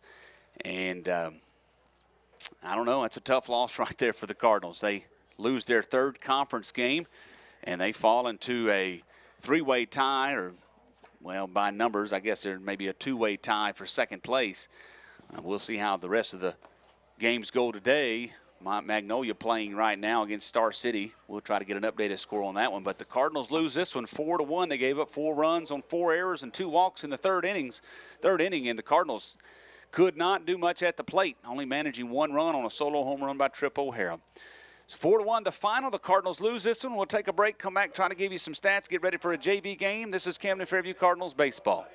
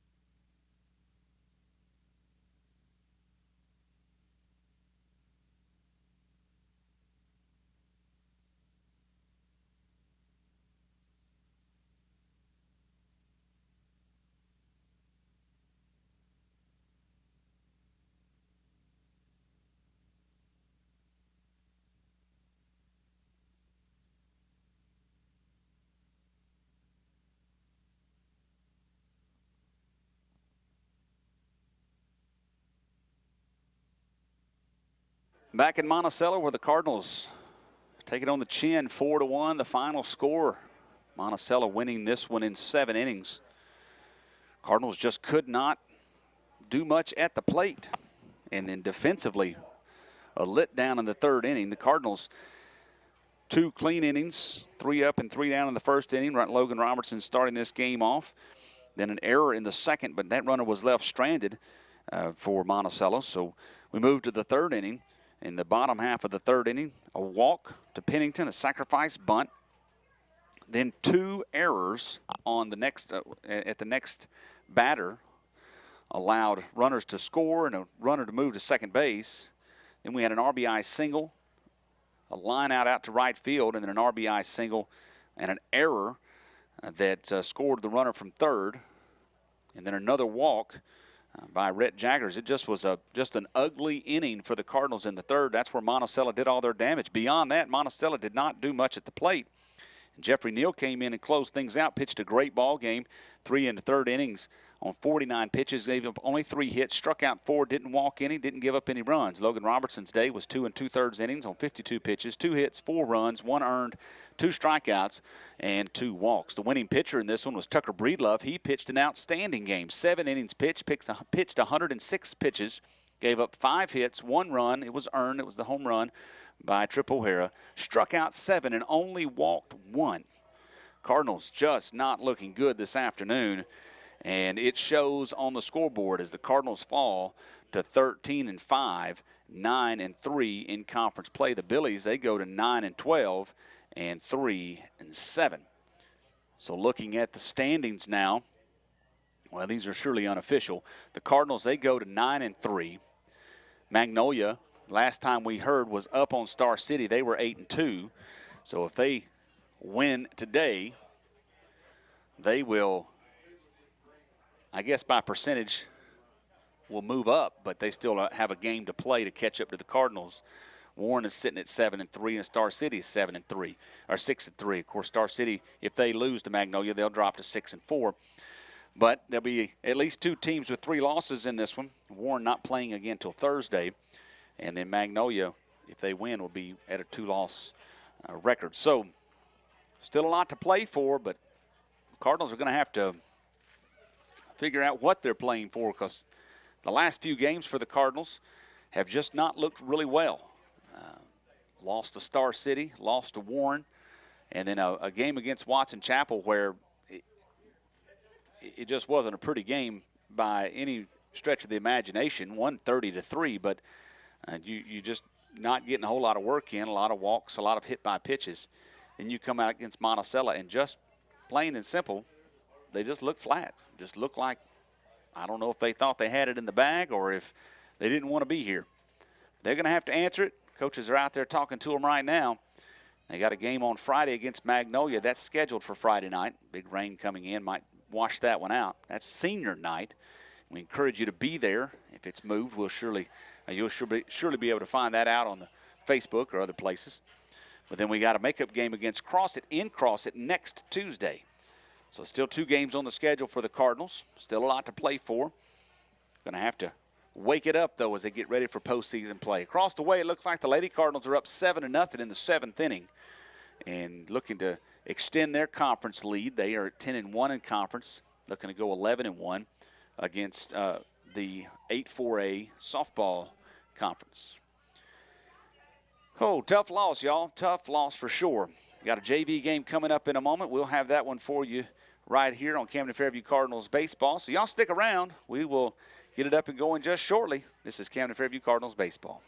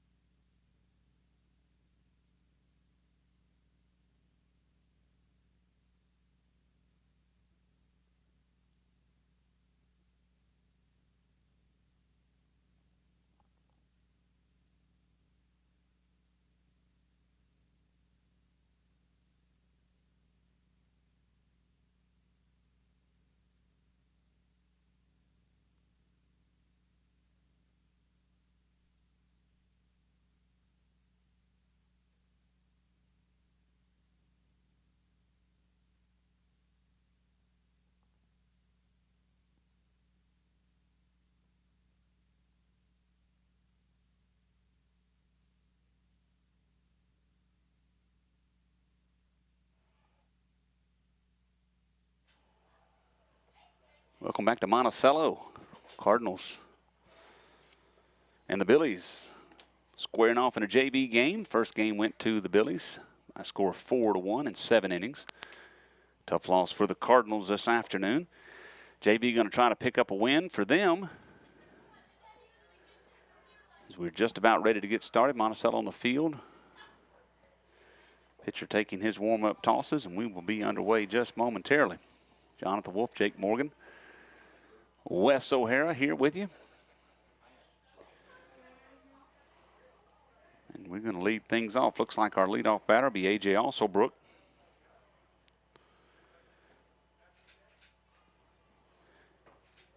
Maybe he'll get things going here pretty quick. We can get one win out of the day. Cardinals only able to muster 5 hits in the first ball game. Pitcher looks like it's Luke Demers. His first pitch a little high to the lefty A.J. Alsobrook.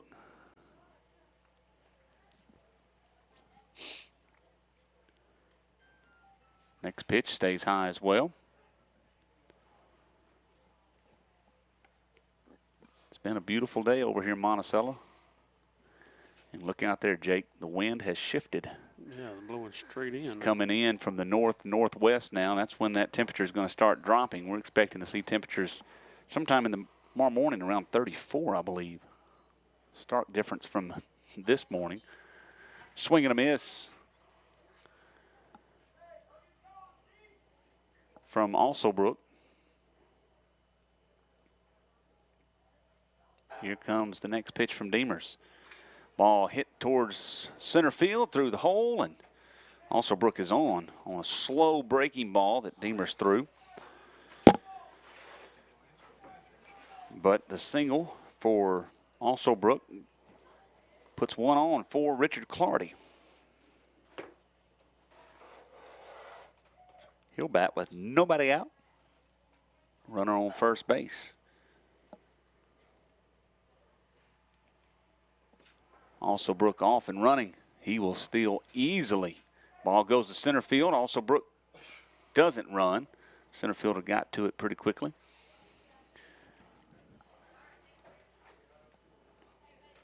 So a stolen base for A.J. and now runner in scoring position. And that wind has shifted and it's blowing straight in from left field. In fact, blowing so hard, the pitcher Demers, his pants blowing in the wind. Looked like the Lady Cardinals picked up a win down there, Jake.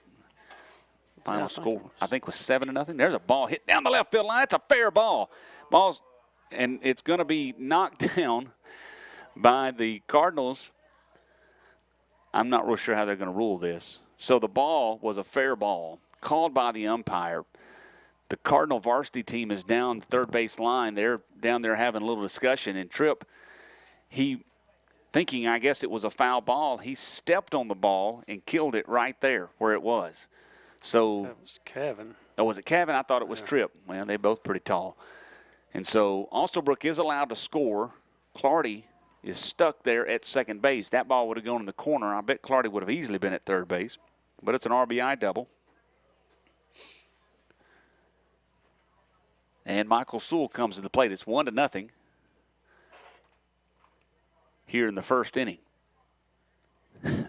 Whoever it was, they just stepped on it right there and killed it. I don't know why they were still out there, but I think they were having a little team meeting.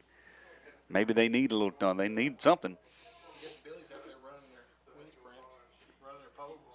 That's kind of the way JV games go. There's a ball hit out down to the shortstop. No, makes a not. good play. Ball not hit hard. Swing him out. He quit swinging. And the shortstop was able to move into shallow left field to make a good catch.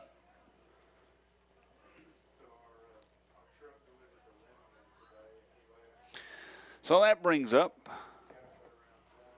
Landon Morgan. He will bat with a runner at second base. There you go. You better scoot up. Big lead by Clardy out at second. The pitcher Demers steps off. Nobody was covering the bag. Big lead again. Man, what a lead. Deemer steps off.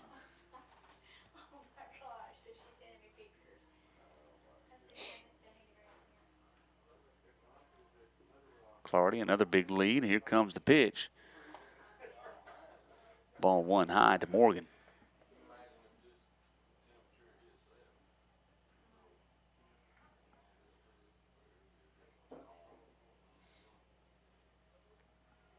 Here comes the next one. It's in the dirt, blocked by the catcher.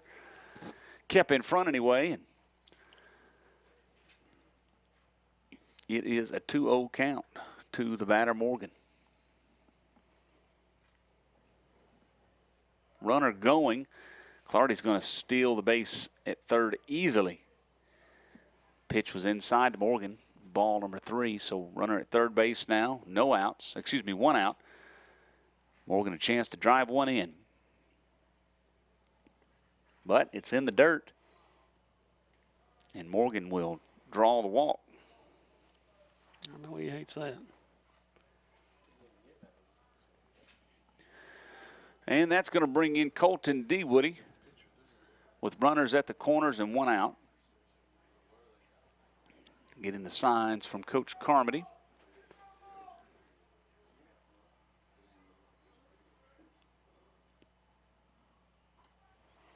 Strike 1 to Dewoody. Jake, I'm going to say this is a great opportunity for Landon to get a stolen base. Pitcher has not looked at him yet. Well, just go run now. Just go now. There he goes. There he goes. All right. It was a ball high to Dewoody. 1-1 count now. So runners at second and third, 1 out.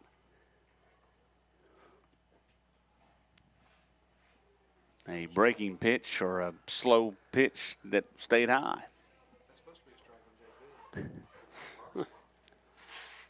on JP. Here comes the pitch.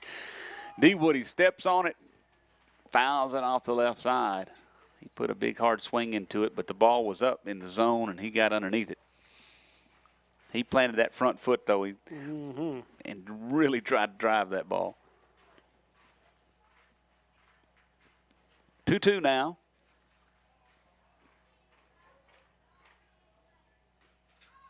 There's a ball in the zone. Hit to the third baseman. Goes off his left shoulder to the outfield. 1 run will score. Morgan moves up to third base. Hard hit ball by Dewoody.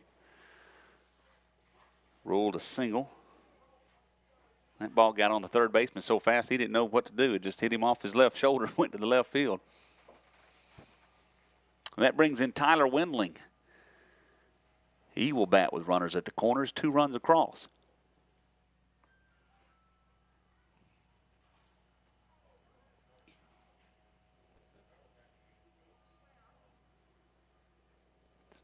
Deemer steps off.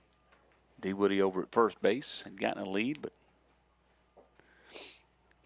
Deemer didn't like it. First pitch is in the dirt. Dewoody's going to take off running for second. And he just about tripped over the turf. He was trying to slow down, and his front toe caught the edge of the turf. He just about face planted. But he stands at second base. Wendling watches another one in the dirt. You know, that transition there where the turf and the grass, like right here at first base, look in the front, there's a little roll of the turf. That's a good spot to toe kick something. There's a ball low and inside to Wendling. It's a 3-0 count. That's also a good, you see third base is pretty take a hop. too. But, man, a low pitch to, a low throw over to first. There's just no way. If it hits just right, there's no way you're digging that ball. Pitch was a strike to Wendling. 3-1 count. There's strike number 2. Not sure what he was looking for there because that was the best pitch he's going to see. 1 out, runners at second and third. Outside, and he draws the walk.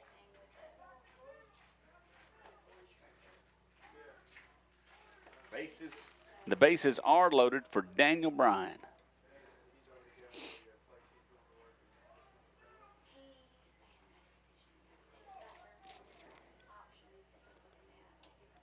Here is the first pitch for Bryan. It is a strike. You know what you're going to get from Demers. He's just throwing it up there. No disrespect to him, but these Cardinals don't act like they really want to jump on anything. Here's one. There he goes. He drives one over to the third baseman. He tries to field it. He does. Throws across the diamond for 1 out. But that's 3 runs as Morgan crosses the plate, and that will end the top of the first. So it's 3-0 in favor of the JV Cardinals. Billy's coming to the plate in the bottom half. This is Camden Fairview Cardinals baseball.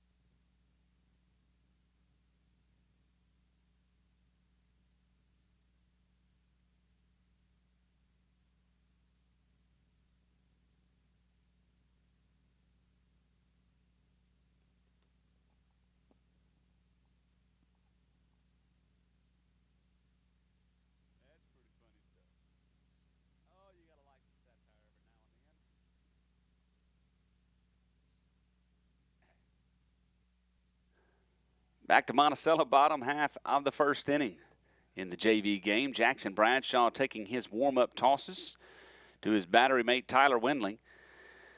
And he throws it down. The infield shapes up like this. Dylan Wendling is over at third base. Grant Jeffers is at shortstop. Colton Dewoody at second base. And Daniel Bryan's at first. Richard Clardy's in left field. A.J. Also Brooks in center field. And Michael Sewell is out in right field.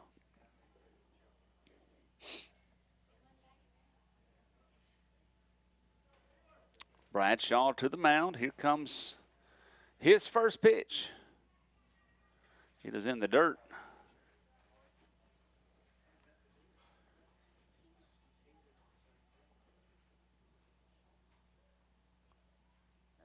Next pitch coming.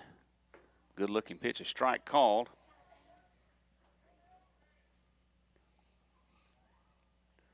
One count.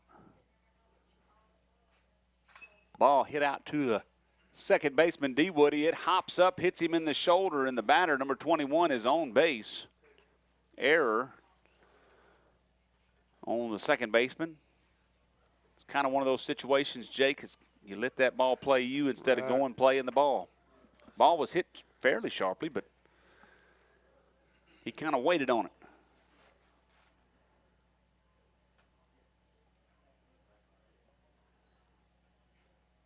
So a runner at first base and number 18 at the plate. Runner going. Wendling comes up throwing. The throw is there, and he is out. What a throw by Tyler Wendling as the runner is out. Well, he popped up out of that right there. That was a good job by Wendling. That was a great, great throw on a low ball that was in, right off the turf. So that runner is erased, 1 out. Next pitch is a breaking pitch, and it's a beauty from Bradshaw. 1-1 count.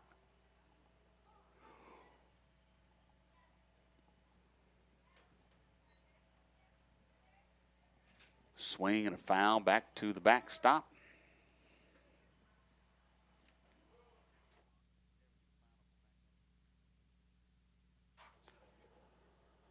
One, two, the count here.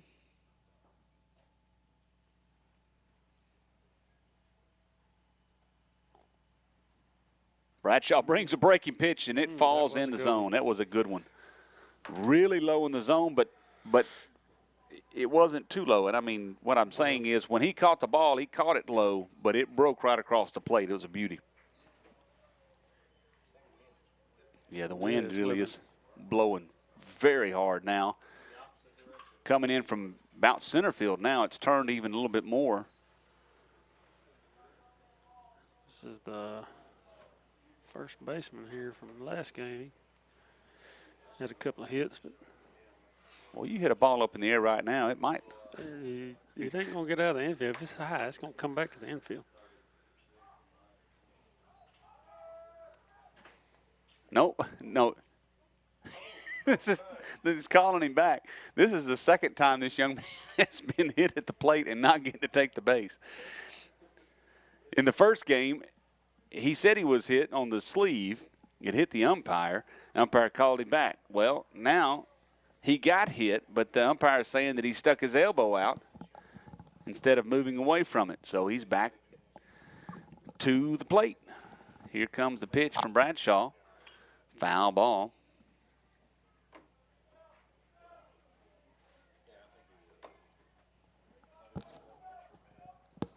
No, I think he just put a hoodie on.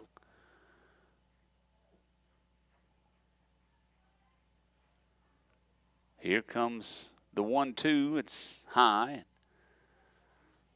Ball 2. Like Winland was running up after that ball. He was.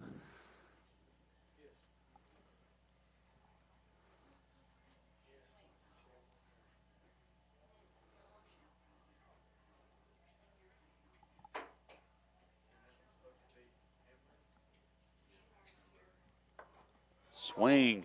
Ball is to the backstop. Winling picks it up. Going to have to throw quickly. Oh, and Brian can't make the play. And so the runner is safe at first base.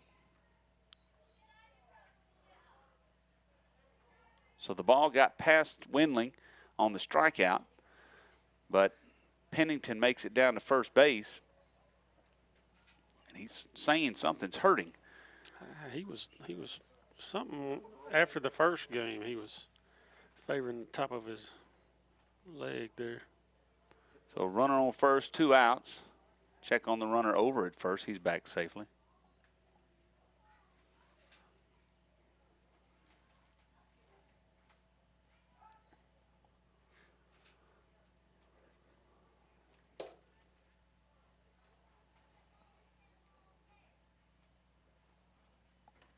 Oh, ball over the head of number 14. That's the pitcher.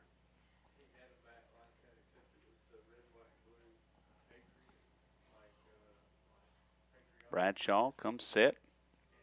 Now he's going to throw over to first.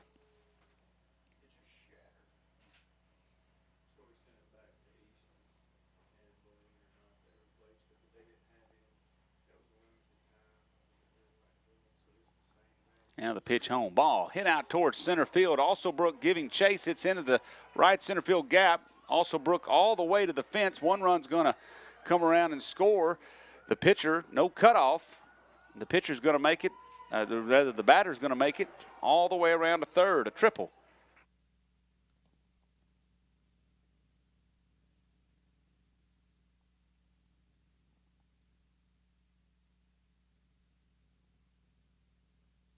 So the triple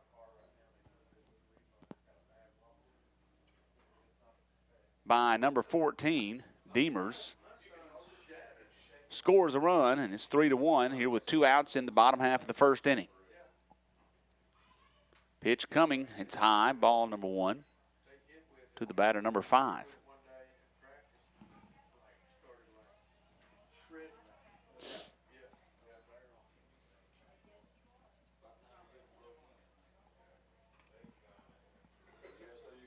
Pitch outside, ball 2.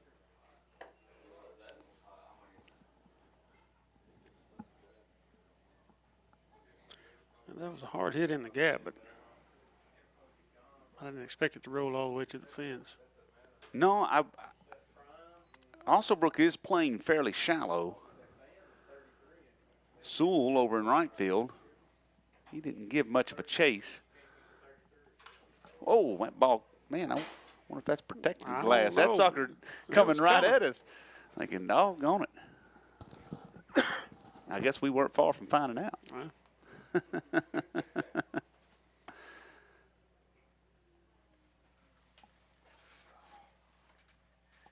And that pitch was just off the plate, and the batter walks.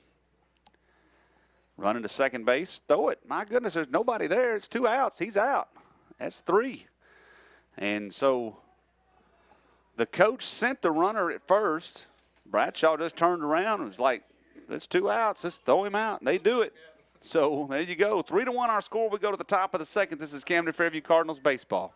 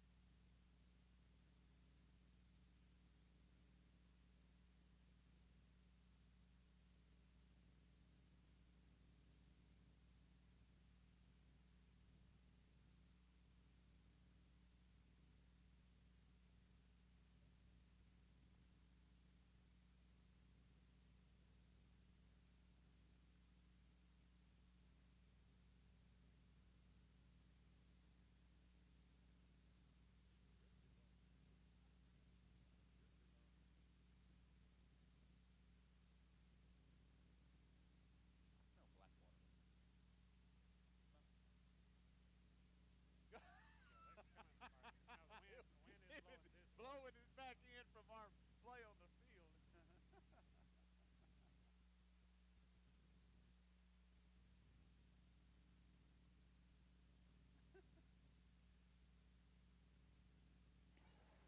field. JV game, the Cardinals and the Billies. Cardinals are up 3-1. We're in the top of the second inning. Cardinals scored 3 in the top of the first, gave up a run in the bottom half. And now Jackson Bradshaw is to the plate. Watches a ball outside.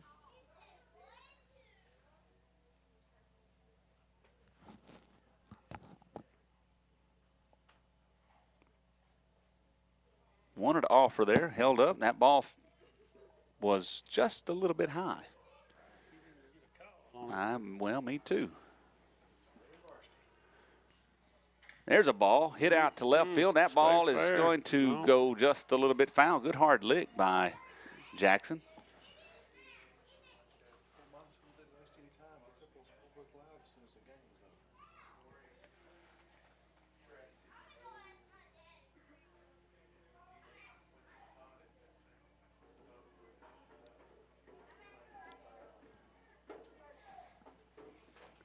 Two-one pitch to Bradshaw. Hit out to the right side foul. 2-2 now.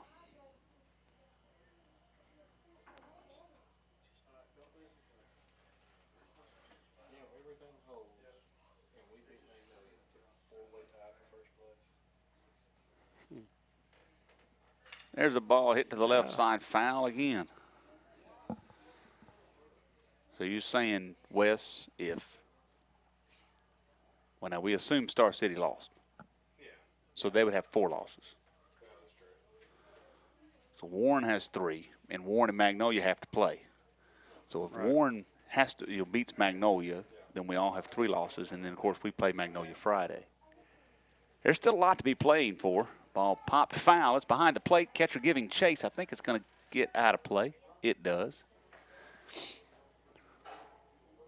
So that game on Thursday is a big game in order of the standings. If Warren does beat Magnolia, that gives Magnolia 3 losses. Of course, we have 3 losses. Warren would have 3 losses. Then we'd have to see how things play out. Pitch on the inside corner. So let me ask you this, Wes. Speculating here, obviously. If Warren beats Magnolia on Thursday and we beat Magnolia on Friday, and there's a ball hit to the left side, that's going to stay fair. Third baseman picks it up, throws across the diamond. Could not be picked by the first baseman. Bradshaw stays at first base, so he's on by error. The first baseman, or third baseman's throw was a little low. And that'll bring up Dylan Windling. He'll come to the plate with no outs and runner at first base. So back to what I was saying. So if, assuming we beat Crossett as well, and Warren has 3 losses and we have 3 losses, of course, if we beat Magnolia, they'd have 4. They'd be out of it. Who wins that tiebreaker between us and Warren? We split games. How does that work? I don't know that rule. I don't know whether it's runs allowed or differential. But if it's differential, Strike 1 to Dylan Windling. 1 and 1 by 3, so that would give Differential between each other, you're saying. It's okay. So if it's run differential, we would have the upper hand because we won by 3 and lost by 1. Bradshaw off and running on the pitch. The breaking pitch is in on Dylan Windling. Bradshaw stands up at second base for the stolen base. I don't know why Dylan's down 0-2. I don't either. Oh, boy, did you see that lead by Bradshaw? He's just about halfway. Now Deemer steps off. it says something.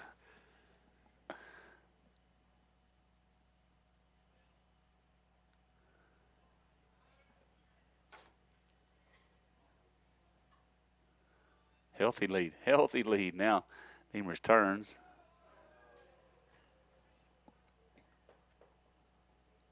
So it's either run differential or what you say, Wes? Runs allowed. Or runs allowed against, per team? I mean, like against each other only? Or total? Conference runs allowed? I got you. Huh? I got you.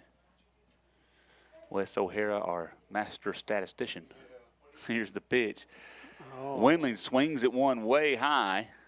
And I'm like you, Jake. He kind of, I don't know. Man, he watched the first 2 go by. Just good-looking pitches. Just watched them go by. And swinging one up in your eyes. My phone finally corrected, or at least I think it corrected. So we are facing right here, north-northeast. There's a ball hit by Grant Jeffis to third base. He fields it, throws it over, and he is safe because he was off the base. First baseman reached and did not keep his foot on the base, and Grant's going to reach. Another error on the third baseman. Throw was offline. Bradshaw moves up to third base. So it's 1 out. Runners at the corners and Cade Goldsmith coming to the plate.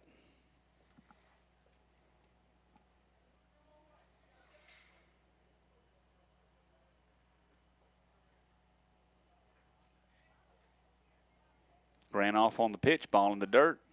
Jeffis will be at second base. 3-1 our score right now. These guys, Monticello guys, they like throwing them first pitch breakers.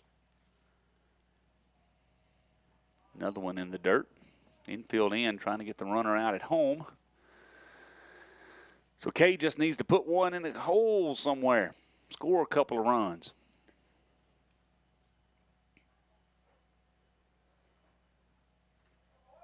Swing right there and a foul ball. Of course, all that speculating, obviously, lots of things have to happen. That's exactly right.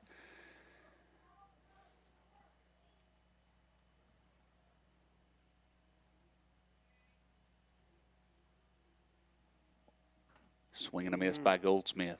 But ultimately, if the Cardinals win out, regardless of anything else, they would at least secure themselves a tie for first because they beat Magnolia. That'd be their third loss. And how it plays out from there, we'll just have to figure that out. Pitch way high. Throw back to the runner at third, and Bradshaw is out. No, he dropped the ball. Oh, he dropped the ball. Oh, man, Bradshaw had a big secondary lead. He was definitely gunned. He was out. Third baseman dropped the ball on the tag.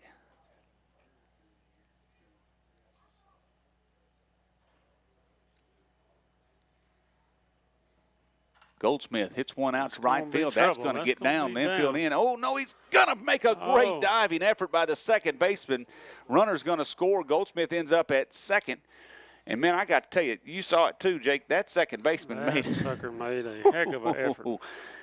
I like that. That was just one of those, almost one of those top plays. Yeah, just inches from catching the ball, too. He was on it. Ball drops, though, for a base hit. Scores a run. Now A.J. Watson comes to the plate. Shoot, inside just a little bit. Infield remains in. One out, one run across.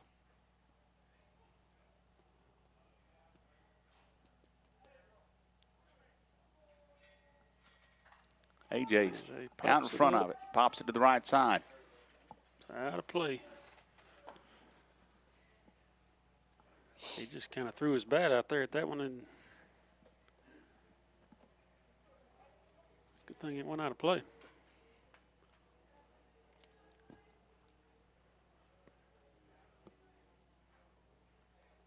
Is that the wind howling I hear? Yeah. Good grief. Off balance. The pitch from Demers. A.J.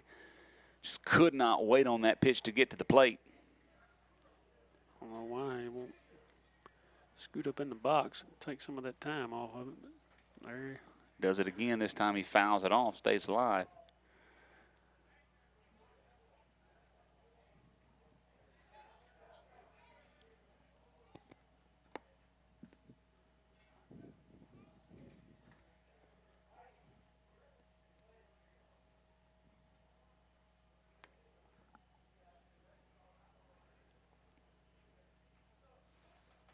Next pitch, Watson stays back on it enough to get it down the right field line. Going to go foul, though.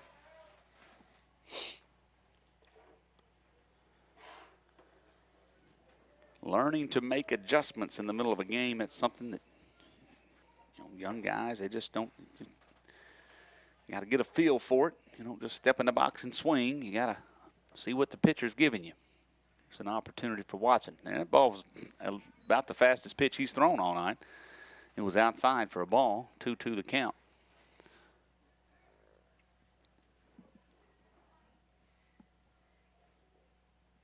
There's another one of those looping pitches. Stays outside. They've got to be right outside. They can't be far.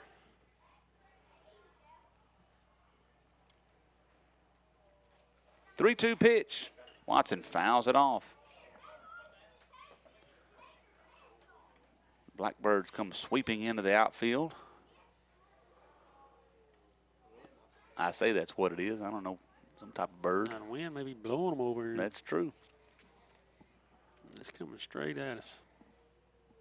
Here comes the 3-2 again.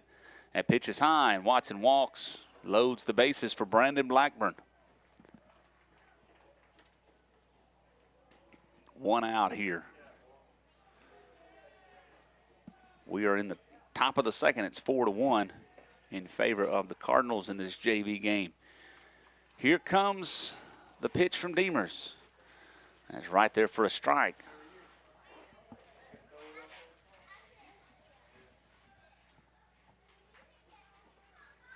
Oh, 1 pitch. That one's in the dirt. Good block by the catcher.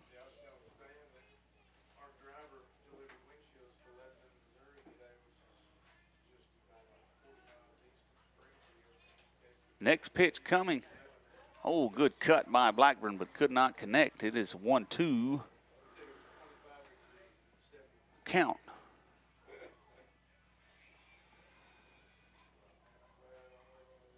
There's strike 3. That one falls in the zone, and Blackburn is down on strikes. That brings up Jason Wolf. He'll bat with 2 outs, and the base is loaded. His opportunity for a grand slam right there. Wind blowing in. Well, Strike one. Watching strike one.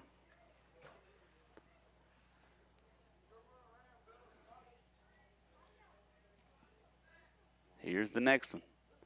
Strike two. Not sure what we're watching there.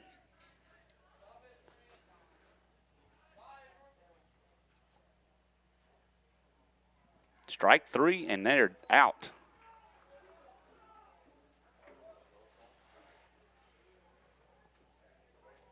And that will do it for the top of the second. They'll leave the bases loaded. This is Camden Fairview Cardinals baseball.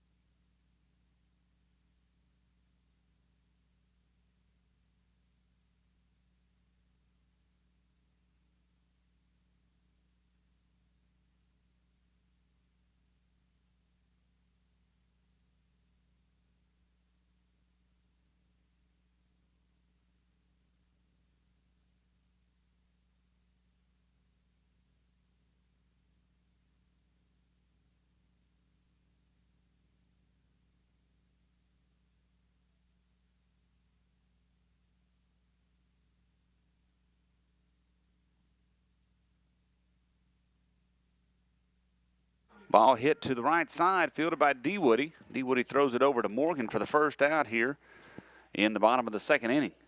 A 4-1 ball game. So I'm going to try this again, make sure I understand, Wes. You're saying that the tiebreaker in conference play, oh, you're going to let me read it. This is going to get serious now. Oh, I pushed a button that didn't do right. Here. Pitch is a strike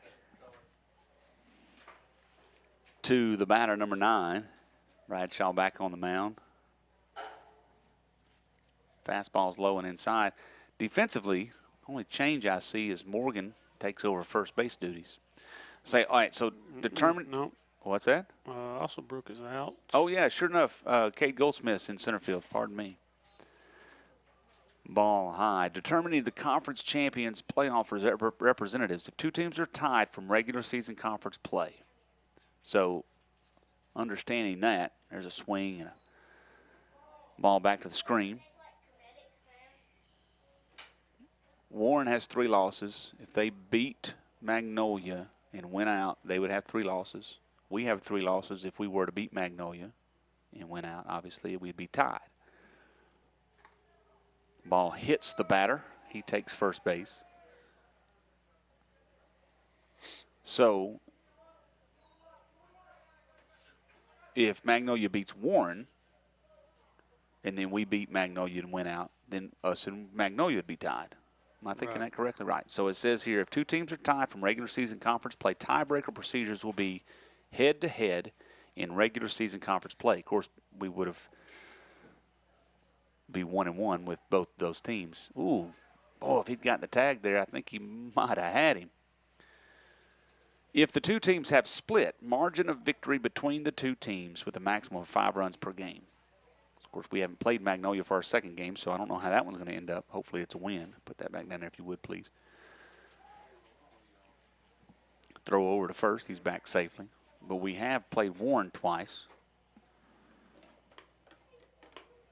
In the first game against Warren, that is not the right page that I want to look at. Here's the pitch. Runner going. Ball. Whoa, hit out to left center field.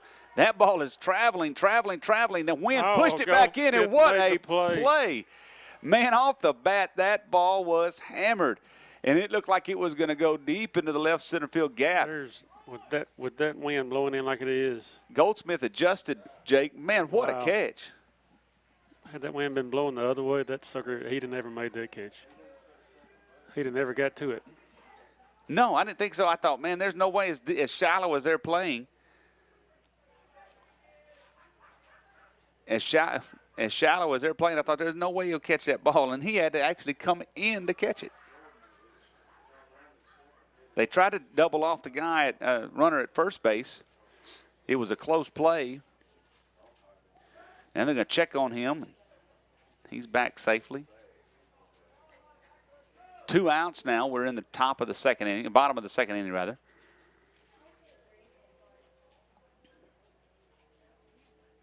Here's the pitch in the dirt.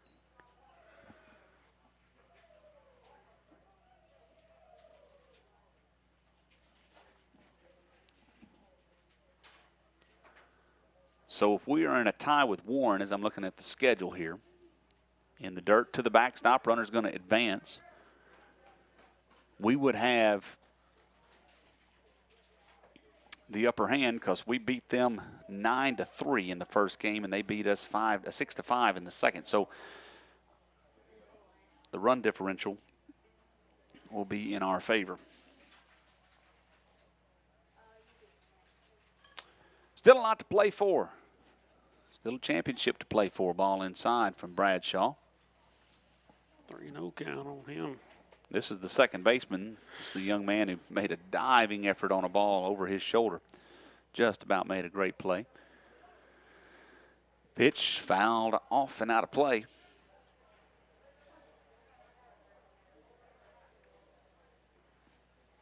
This guy's about the size of Didi, which I don't see Didi tonight.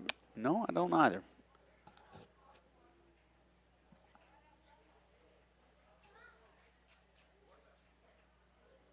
Ball hit to the right side, out of the reach of Landon Morgan. Out to Sewell. Sewell fields it. Nope, he does not field it cleanly. He picks it up, tries to get the runner at second. The ball is overthrown there and picked up by Dylan Winley. So a base hit for number 16. Scores a run with 2 outs here, and he stands on second base.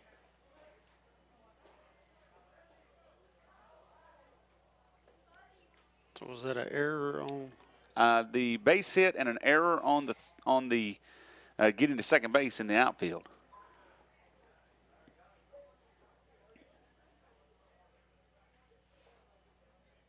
There's a strike to the batter, the third baseman, number 20. 4-2 here in the bottom of the second. Bradshaw steps off, looking the runner back to second.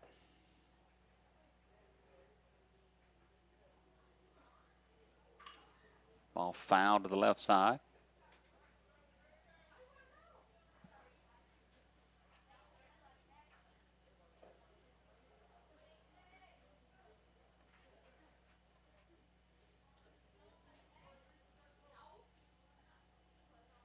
Big lead, runner going, ball hit out towards the shortstop. Jeffers fields it, picks it up now, throws it across, picked by Morgan, and the out is made. Jeffers did not field it real cleanly, but made a strong throw and a good pick by Landon Morgan, and that gets the Cardinals out of the inning. It's 4-2. We go to the top of the third. This is Camden Fairview Cardinals baseball.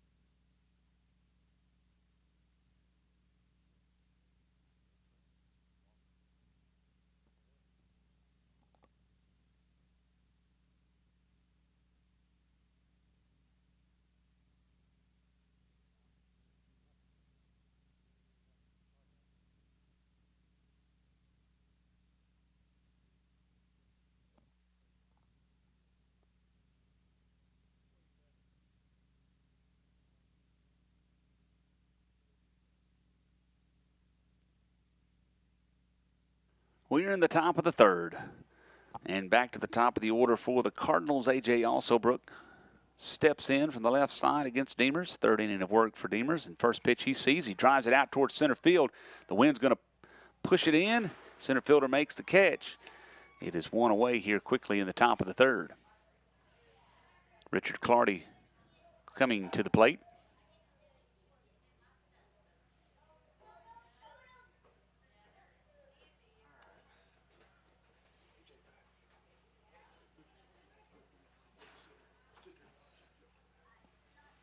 Ball hit to the third baseman. He fields it, throws across the diamond. Clardy, oh, he's safe as the first baseman was pulled off of the base by the throw. And so Richard Clardy is on first. I don't know if he didn't know to do the swipe. I don't know if it got him or not, but Clardy's fast. That brings up Michael Sewell.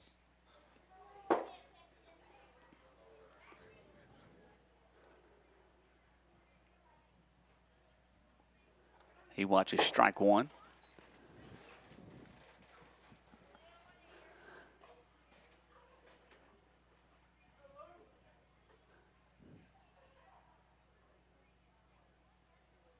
Clardy leaning, he takes off running. Ball hit back towards the pitcher. He fields it, throws it to first base. The out is made. Clardy is at second.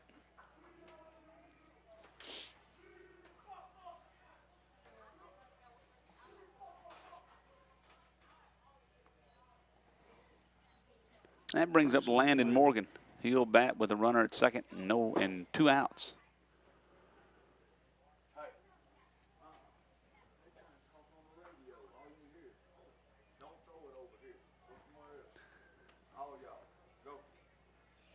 Morgan walked the first time.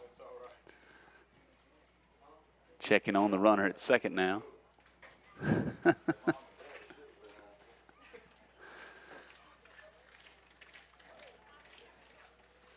Here's the pitch. Low and outside, ball number 1 to Morgan. Cards up 4-2 in this JV game. Reminder, we'll be back on the air right now, scheduled for Friday. We'll see how the weather turns out, but it's not looking real promising. That's a home game. Ball outside to Morgan. 2-0. These pitches are a little closer than the last at bat. Runner going. Ball high, and Clardy slides into third with another stolen base. Almost slides past third. That old turf takes you, don't it? Man, that's a stiff wind right there. Morgan draws another walk. I'd have swung at it just a swing.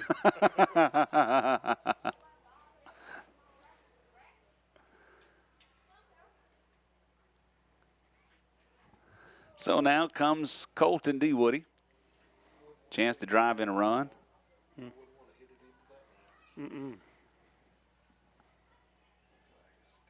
I'd hit it to right field if I could. Big swing. He was way out in front. He just can't catch up to it. I say can't catch up. Can't wait on it. Wait on it.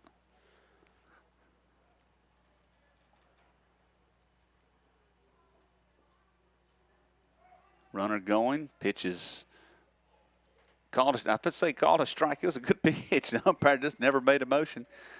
Guess he got ready to make the call and then did it. Runners at second and third. 2 outs. It's an 0-2 count.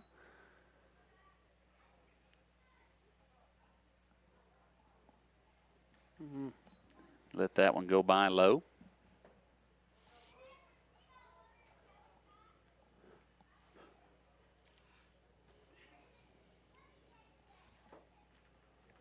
Here comes the pitch. Ball lifted out towards left field. That ball in foul territory, going to get out of play.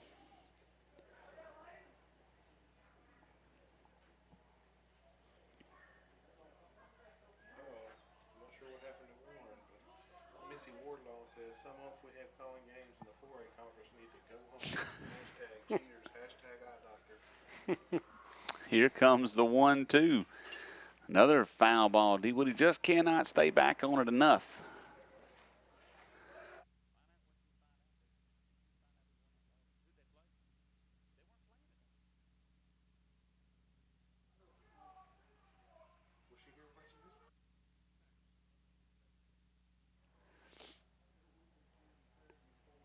Here's the pitch. High and inside. It is ball 2. Caught down there when I was going over to check the camera. The guy from Monticello said, "Weren't y'all leading the league?" I said, "Not anymore." Here's the next pitch. D. Woody hits it to the left side. That's foul. Man, he is fighting up there. He just can't keep it in the white lines.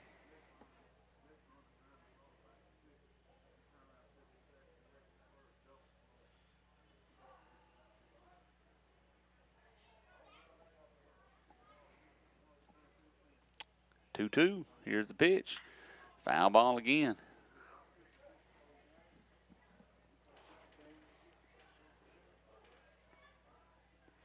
I know if I was Richard Clardy, I'd keep my eyes on D. Woody. Stay in foul territory. Too. Yeah.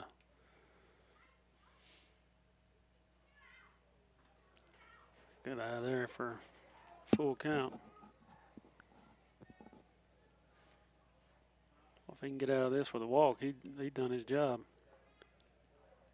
Here comes the 3-2. That it is is. in the dirt. Walk. Clardy's going to score as the ball goes to the backstop. Morgan moves up to third. So it's a 5-2 ball game with 2 outs here.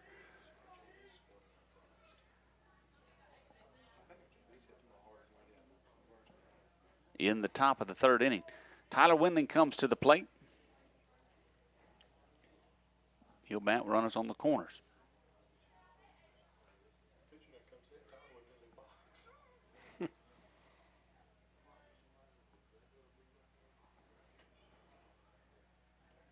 Pitch is in the dirt low.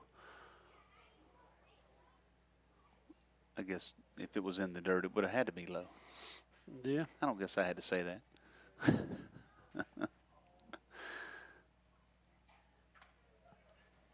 That one was high and not in the dirt. That was in the strike zone in the first game. That is so true.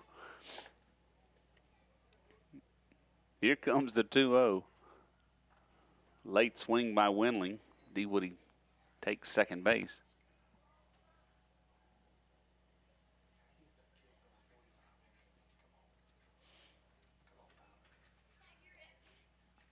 Here's the next one. That's a strike number 2.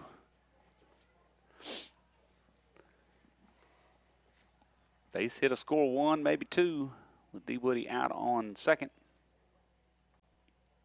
Here's the pitch. In the dirt. Runs the count full.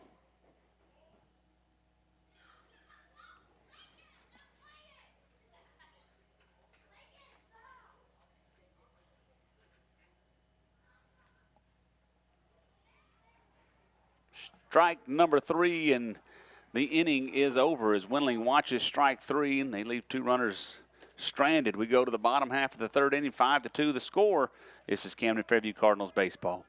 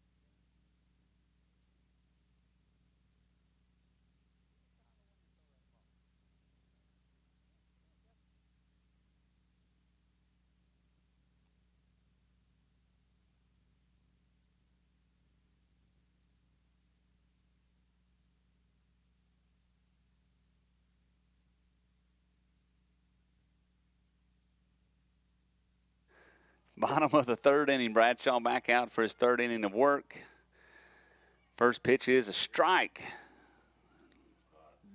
Sorry, I got you turned down. Defensively, everything's the same except Daniel Bryan back out at first base. Swing and a miss. No 2 count.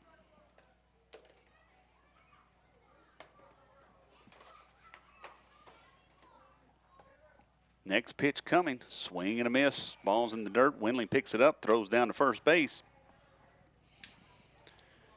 And that will be out number 1.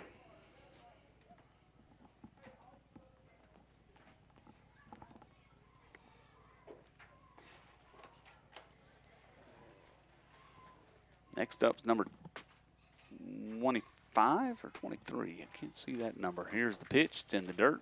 25.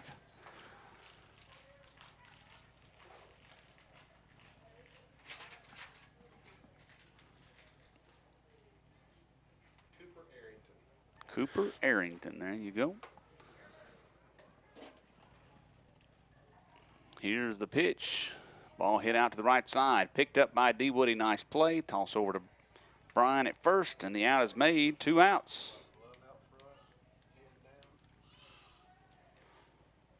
He wasn't going to let that one eat him up.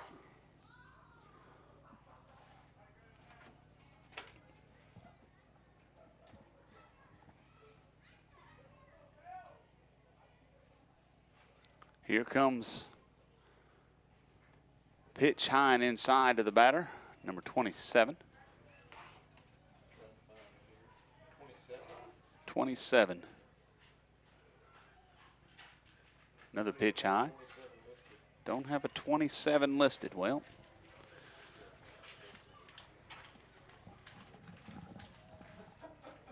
illegal substitution. strike on the inside corner. Sure was.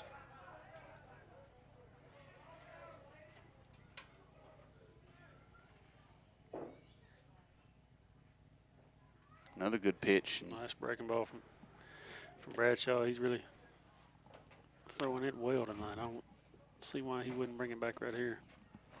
Here comes the 2-2. And he tried it, but it just didn't. Stayed up in the zone.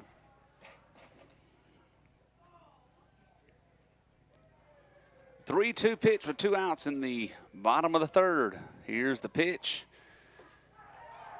And he walks him.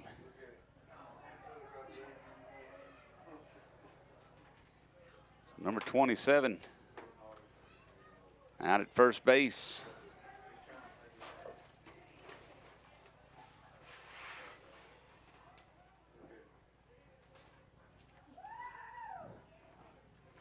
Oh, pretty good little lead over here. Bradshaw going to try to pick him off. Just a little outside.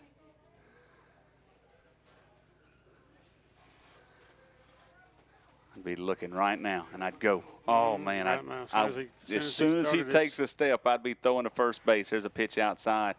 Ball 2. Get on that mound right now. And when this number 27 starts to take a step, he turns his body. There he goes right now. Oh, my goodness. You got him. You got him. He wouldn't have a chance. Swing and ball to the backstop. Runner doesn't go. He didn't motion that it was a foul ball, so, but the runner didn't go.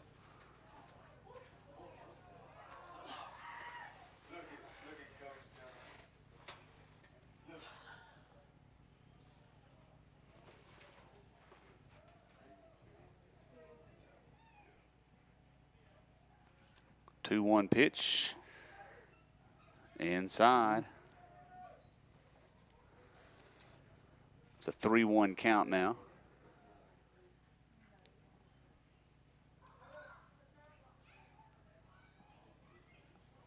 That pitch is outside, and it's another walk.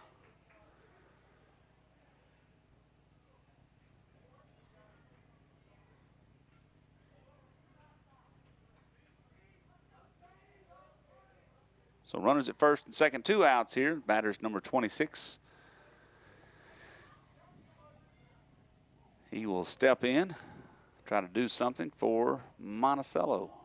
5-2 the score. Cardinals on top. Swing and a miss.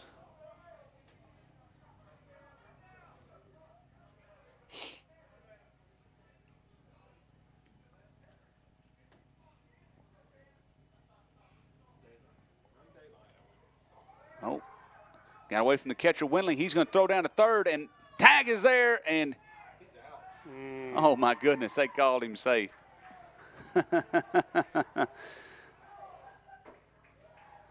I thought the throw was there and the tag was there, to be honest.